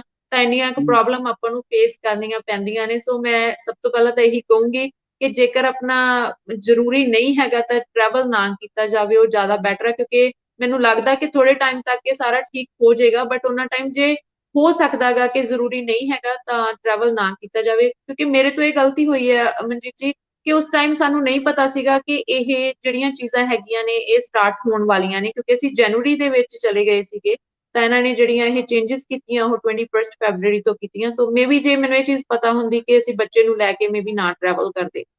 ਬਿਲਕੁਲ ਜੀ, ਤੁਸੀਂ ਬਹੁਤ ਵਧੀਆ ਤਰੀਕੇ ਨਾਲ ਸਾਰੀ ਜਿਹੜਾ ਪ੍ਰੋਸੀਜਰ ਹੈ ਜਿਹਦੇ ਵਿੱਚੋਂ ਤੁਸੀਂ ਲੰਘੇ ਜੇ ਸਾਡੇ ਦਰਸ਼ਕਾਂ ਨਾਲ ਸਾਂਝ ਪਾਈ ਆ, ਜੀ ਔਰ ਕੁਆਰੰਟਾਈਨ ਦੇ ਵਿੱਚੋਂ ਤੁਸੀਂ ਸਾਡੇ ਨਾਲ ਗੱਲਬਾਤ ਕਰ ਰਹੇ ਜੇ, ਬੜੀ ਅਹਿਮ ਜਾਣਕਾਰੀ ਸਾਂਝੀ ਕੀਤੀ ਆ। ਧੰਨਵਾਦ ਵੀ ਕਰਦੇ ਹਾਂ ਕਿ ਤੁਸੀਂ ਸਾਡੀ ਨਿੱਕੀ ਜੀ ਰਿਕੁਐਸਟ ਦੇ ਉੱਪਰ ਸਾਰੀ ਜਾਣਕਾਰੀ ਸਾਂਝੀ ਕਰਨ ਦੇ ਲਈ ਤਿਆਰ ਹੋ ਗਏ ਜੀ ਇੰਨੇ ਸ਼ਾਰਟ ਨੋਟਿਸ ਦੇ ਉੱਪਰ। ਜਾਣ ਤੋਂ ਪਹਿਲਾਂ ਸਾਡੇ ਦਰਸ਼ਕਾਂ ਨੂੰ ਕੁਝ ਹੋਰ ਟਿਪਸ ਦੇਣੀਆਂ ਚਾਹੋ ਜੀ ਕਿ ਘੱਟ ਤੋਂ ਘੱਟ ਪਰੇਸ਼ਾਨੀਆਂ ਜਿਹੜੀਆਂ ਨੇ ਉਹਨਾਂ ਨੂੰ ਇੰਟਰਨੈਸ਼ਨਲ ਟਰੈਵਲਿੰਗ ਲਈ ਫੇਸ ਕਰਨੀਆਂ ਪੈਣ। ਸੋ ਮਨਜੀਤ ਜੀ ਮੈਂ ਅਖੀਰ 'ਚ ਇਹੀ ਕਹਿਣਾ ਚਾਹੂੰਗੀ, ਇੱਕ ਤਾਂ ਆਪਣਾ ਪ੍ਰੋਪਰ ਜਿਹੜਾ ਪੇਪਰ ਵਰਕ ਹੈਗਾ ਉਹ ਚੈੱਕ ਕਰਨ, ਪਲੱਸ ਇਹਨਾਂ ਦੀ ਗਵਰਨਮੈਂਟ ਦੀ ਵੈਬਸਾਈਟ ਤੇ ਜਾ ਕੇ ਜ਼ਰੂਰ ਚੈੱਕ ਕਰਨ ਕੀ ਰਿਕੁਆਇਰਮੈਂਟ ਹੈਗੀਆਂ। ਔਰ ਮੇਨ ਮੈਂ ਜ਼ਰੂਰ ਇਹ ਕਹਿਣਾ ਚਾਹੂੰਗੀ ਕਿ ਜੋ ਆਪਣੇ ਪੇਰੈਂਟਸ ਗ੍ਰੈਂਡ ਪੇਰੈਂਟਸ ਨੂੰ ਕੈਨੇਡਾ ਦੇ ਵਿੱਚ ਇਕੱਲੇ ਬੁਲਾ ਰਹੇ ਨੇ, ਸੋ ਪਲੀਜ਼ ਉਹਨਾਂ ਦਾ ਕਾਫੀ ਧਿਆਨ ਰੱਖਣ, ਕਿਉਂਕਿ ਹੋਟਲ ਦੇ ਵਿੱਚੋਂ ਕੋਈ ਉਹਨਾਂ ਦੀ ਹੈਲਪ ਨਹੀਂ ਕਰ ਰਿਹਾ। ਸਾਡੇ ਨਾਲ ਏਦਾਂ ਹੋਇਆ ਏ ਕਿ ਇੱਕ ਪੇਰੈਂਟਸ ਹੈਗੇ ਸੀਗੇ ਜਿਨ੍ਹਾਂ ਨੂੰ ਕੁਛ ਨਹੀਂ ਸੀ ਪਤਾ, ਉਹਨਾਂ ਨੂੰ ਫੋਨ ਨਹੀਂ ਸੀ ਚਲਾਉਣਾ ਆ ਰਿਹਾ, ਉਹਨਾਂ ਨੂੰ ਕਾਫੀ ਪਰੇਸ਼ਾਨੀ ਹੋਈ ਆ। ਔਰ ਮੈਂ ਆਪਣੇ ਜਦੋਂ ਸਾਡਾ ਟੈਸਟ ਰਿਜ਼ਲਟ ਨੈਗੇਟਿਵ ਆਇਆ ਉਸ ਤੋਂ ਬਾਅਦ ਉਹਨਾਂ ਨਾਲ ਗੱਲ ਹੋਈ ਤਾਂ ਉਹਨਾਂ ਦਾ ਸਾਰਾ ਕਲੀਅਰ ਕੀਤਾ, ਉਹਨਾਂ ਦੇ ਬੱਚਿਆਂ ਨਾਲ ਵੀ ਕੈਲਗਰੀ ਤੋਂ ਗੱਲ ਕਰਕੇ। ਸੋ ਇਸ ਕਰਕੇ ਜੇ ਪੇਰੈਂਟਸ ਗ੍ਰੈਂਡ ਪੇਰੈਂਟਸ ਨੂੰ ਉਹ ਕੱਲਿਆਂ ਨੂੰ ਬੁਲਾ ਰਹੇ ਨੇ ਤਾਂ ਉਹ ਪਹਿਲਾਂ ਹੀ ਧਿਆਨ ਰੱਖਣ ਕਿ ਜਿਹੜਾ ਉਹਨਾਂ ਦਾ ਟੈਸਟ ਵਗੈਰਾ ਹੋਣਾ, ਉਹਨਾਂ ਦੀ ਈਮੇਲ ਆਈਡੀਜ਼, ਉਹਨਾਂ ਦੇ ਪਾਸਵਰਡ ਉਹਨਾਂ ਨੂੰ ਨਹੀਂ ਪਤਾ। ਸੋ ਇਹ ਸਾਰੀਆਂ ਚੀਜ਼ਾਂ ਦਾ ਪਹਿਲਾਂ ਧਿਆਨ ਰੱਖਣ। ਹੋ ਸਕਦਾ ਤਾਂ ਉਹਨਾਂ ਨੂੰ ਥੋੜਾ ਟਾਈਮ ਡਿਲੇ ਕਰ ਦੇਣ, ਕਿਉਂਕਿ ਉਹਨਾਂ ਨੂੰ ਕਾਫੀ ਪ੍ਰੋਬਲਮ ਆਉਂਦੀ ਆ ਜਦੋਂ ਹੋਟਲ ਦੇ ਵਿੱਚ ਉਹਨਾਂ ਨੂੰ ਇਕੱਲਿਆਂ ਰਹਿਣਾ ਪੈਂਦਾ। ਕੁਝ ਵੈਸੇ ਹੀ ਉਹ ਜ਼ਿਆਦਾ ਪੈਨਿਕ ਹੋ ਜਾਂਦੇ ਆ ਵੀ ਪਤਾ ਨਹੀਂ ਇੱਥੇ ਕੀ ਹੋਊਗਾ, ਕਿਸੇ ਨਾਲ ਤੁਹਾਡੀ ਗੱਲਬਾਤ ਨਹੀਂ ਹੋ ਰਹੀ ਬਿਲਕੁਲ ਵੀ, ਨਾ ਹੀ ਉਹ ਕਿਸੇ ਨੂੰ ਪੁੱਛ ਸਕਦੇ ਆ, ਕਿਉਂਕਿ ਹੋਟਲਸ ਜਦੋਂ ਹੀ ਆਪਾਂ ਐਂਟਰ ਕਰਦੇ ਹਾਂ ਉੱਥੇ ਹੀ ਕਹਿ ਦਿੰਦੇ ਆ ਕਿ ਜਿੰਨਾ ਚਿਰ ਤੁਸੀਂ ਨੈਗੇਟਿਵ ਰਿਜ਼ਲਟ ਨਹੀਂ ਆਉਂਦਾ ਤੁਸੀਂ ਬਿਲਕੁਲ ਬਾਹਰ ਨਹੀਂ ਨਿਕਲ ਸਕਦੇ, ਹੇਠਾਂ ਨਹੀਂ ਆ ਸਕਦੇ, ਸਾਡੇ ਨਾਲ ਗੱਲ ਨਹੀਂ ਕਰ ਸਕਦੇ। ਔਰ ਪੇਰੈਂਟਸ ਨੂੰ ਕਈ ਵਾਰ ਉਹ ਫੋਨ ਜਿਹੜੇ ਉਹਨਾਂ ਨੇ ਰੂਮ ਦੇ ਵਿੱਚ ਰੱਖੇ ਹੋਏ ਨੇ ਉਹ ਵੀ ਰਿਸੀਵ ਕਰਨੇ ਨਹੀਂ ਆਉਂਦੇਗੇ। ਸੋ ਇਹ ਕਾਫੀ ਪ੍ਰੋਬਲਮਸ ਆ ਰਹੀਆਂ ਨੇ। ਸੋ ਮੈਂ ਉਹਨਾਂ ਦੇ ਲਈ ਜ਼ਰੂਰੀ ਕਹੂੰਗੀ, ਕਿਉਂਕਿ ਜਿਹੜੇ ਮਿਡਲ ਏਜ ਦੇ ਵਿੱਚ ਹੈਗੇ ਨੇ ਉਹਨਾਂ ਨੂੰ ਕੋਈ ਪ੍ਰੋਬਲਮ ਨਹੀਂ, ਚਲੋ ਸਾਰਾ ਕੁਝ ਆਪਣਾ ਫੋਨ ਤੋਂ ਕਰ ਸਕਦੇ ਨੇ, ਪੜ੍ਹ ਲਿਖ ਕੇ ਕਰ ਸਕਦੇ ਨੇ, ਵਾਈਫਾਈ ਵੀ ਅਟੈਚ ਕਰ ਲੈਂਦੇ ਨੇ, ਪਰ ਬਜ਼ੁਰਗਾਂ ਨੂੰ ਕਾਫੀ ਪ੍ਰੋਬਲਮ ਆ ਰਹੀ ਹੈ। ਸੋ ਬੱਚੇ ਜ਼ਰੂਰ ਧਿਆਨ ਰੱਖਣ ਕਿ ਉਹਨਾਂ ਨੂੰ ਜੇ ਬੁਲਾ ਰਹੇ ਨੇ ਤਾਂ ਉਹਨਾਂ ਨੂੰ ਸਾਰੀ ਇਨਫੋਰਮੇਸ਼ਨ ਪਹਿਲਾਂ ਹੋਣੀ ਚਾਹੀਦੀ ਹੈ। ਨਵਪ੍ਰੀਤ ਕੌਰ ਜੀ, ਵਾਕਈ ਤੁਸੀਂ ਬਹੁਤ ਥੋੜੇ ਸਮੇਂ ਦੇ ਵਿੱਚ ਕਾਫੀ ਵੱਡੀ ਔਰ ਅਹਿਮ ਜਾਣਕਾਰੀ ਜਿਹੜੀ ਹੈ ਸਾਡੇ ਦਰਸ਼ਕਾਂ ਦੇ ਨਾਲ ਸਾਂਝੀ ਕੀਤੀ ਆ। ਅਸੀਂ ਆਸ ਕਰਦੇ ਹਾਂ ਕਿ ਜਿਹੜਾ ਤੁਹਾਡਾ ਬਚਿਆ ਹੋਇਆ ਕੁਆਰੰਟਾਈਨ ਦਾ ਸਮਾਂ ਵਾ, ਡੇ 10 ਦਾ ਜਿਹੜਾ ਰਿਜ਼ਲਟ ਆ ਉਹ ਨੈਗੇਟਿਵ ਆਵੇ, ਤੁਸੀਂ ਆਪਣੇ ਪਰਿਵਾਰ ਸਹਿਤ ਜਿਹੜਾ ਕੁਆਰੰਟਾਈਨ ਕੰਪਲੀਟ ਕਰਕੇ ਬੈਕ ਟੂ ਨਾਰਮਲ ਲਾਈਫ ਵਾਪਸ ਆਓ ਜੀ। ਔਰ ਬਹੁਤ ਬਹੁਤ ਧੰਨਵਾਦ ਹੈ ਜੀ ਤੁਹਾਡਾ ਦਰਸ਼ਕਾਂ ਦੇ ਨਾਲ ਤੁਸੀਂ ਜਿਹੜੀਆਂ ਸਾਰੀਆਂ ਜਾਣਕਾਰੀਆਂ ਸਾਂਝੀਆਂ ਕੀਤੀਆਂ। ਧੰਨਵਾਦ ਮਨਜੀਤ ਜੀ, ਤੁਹਾਡਾ ਵੀ ਬਹੁਤ ਬਹੁਤ ਸ਼ੁਕਰੀਆ ਕਿ ਤੁਸੀਂ ਮੈਨੂੰ ਮੌਕਾ ਦਿੱਤਾ ਕਿ ਮੈਂ ਇਨਫੋਰਮੇਸ਼ਨ ਸਾਰਿਆਂ ਨਾਲ ਸਾਂਝੀ ਕਰ ਸਕਾਂ। ਤੁਹਾਡਾ ਵੀ ਬਹੁਤ ਬਹੁਤ ਧੰਨਵਾਦ ਔਰ ਸਾਰੇ ਲਿਸਨਰਸ ਦਾ ਵੀ ਬਹੁਤ ਬਹੁਤ ਧੰਨਵਾਦ।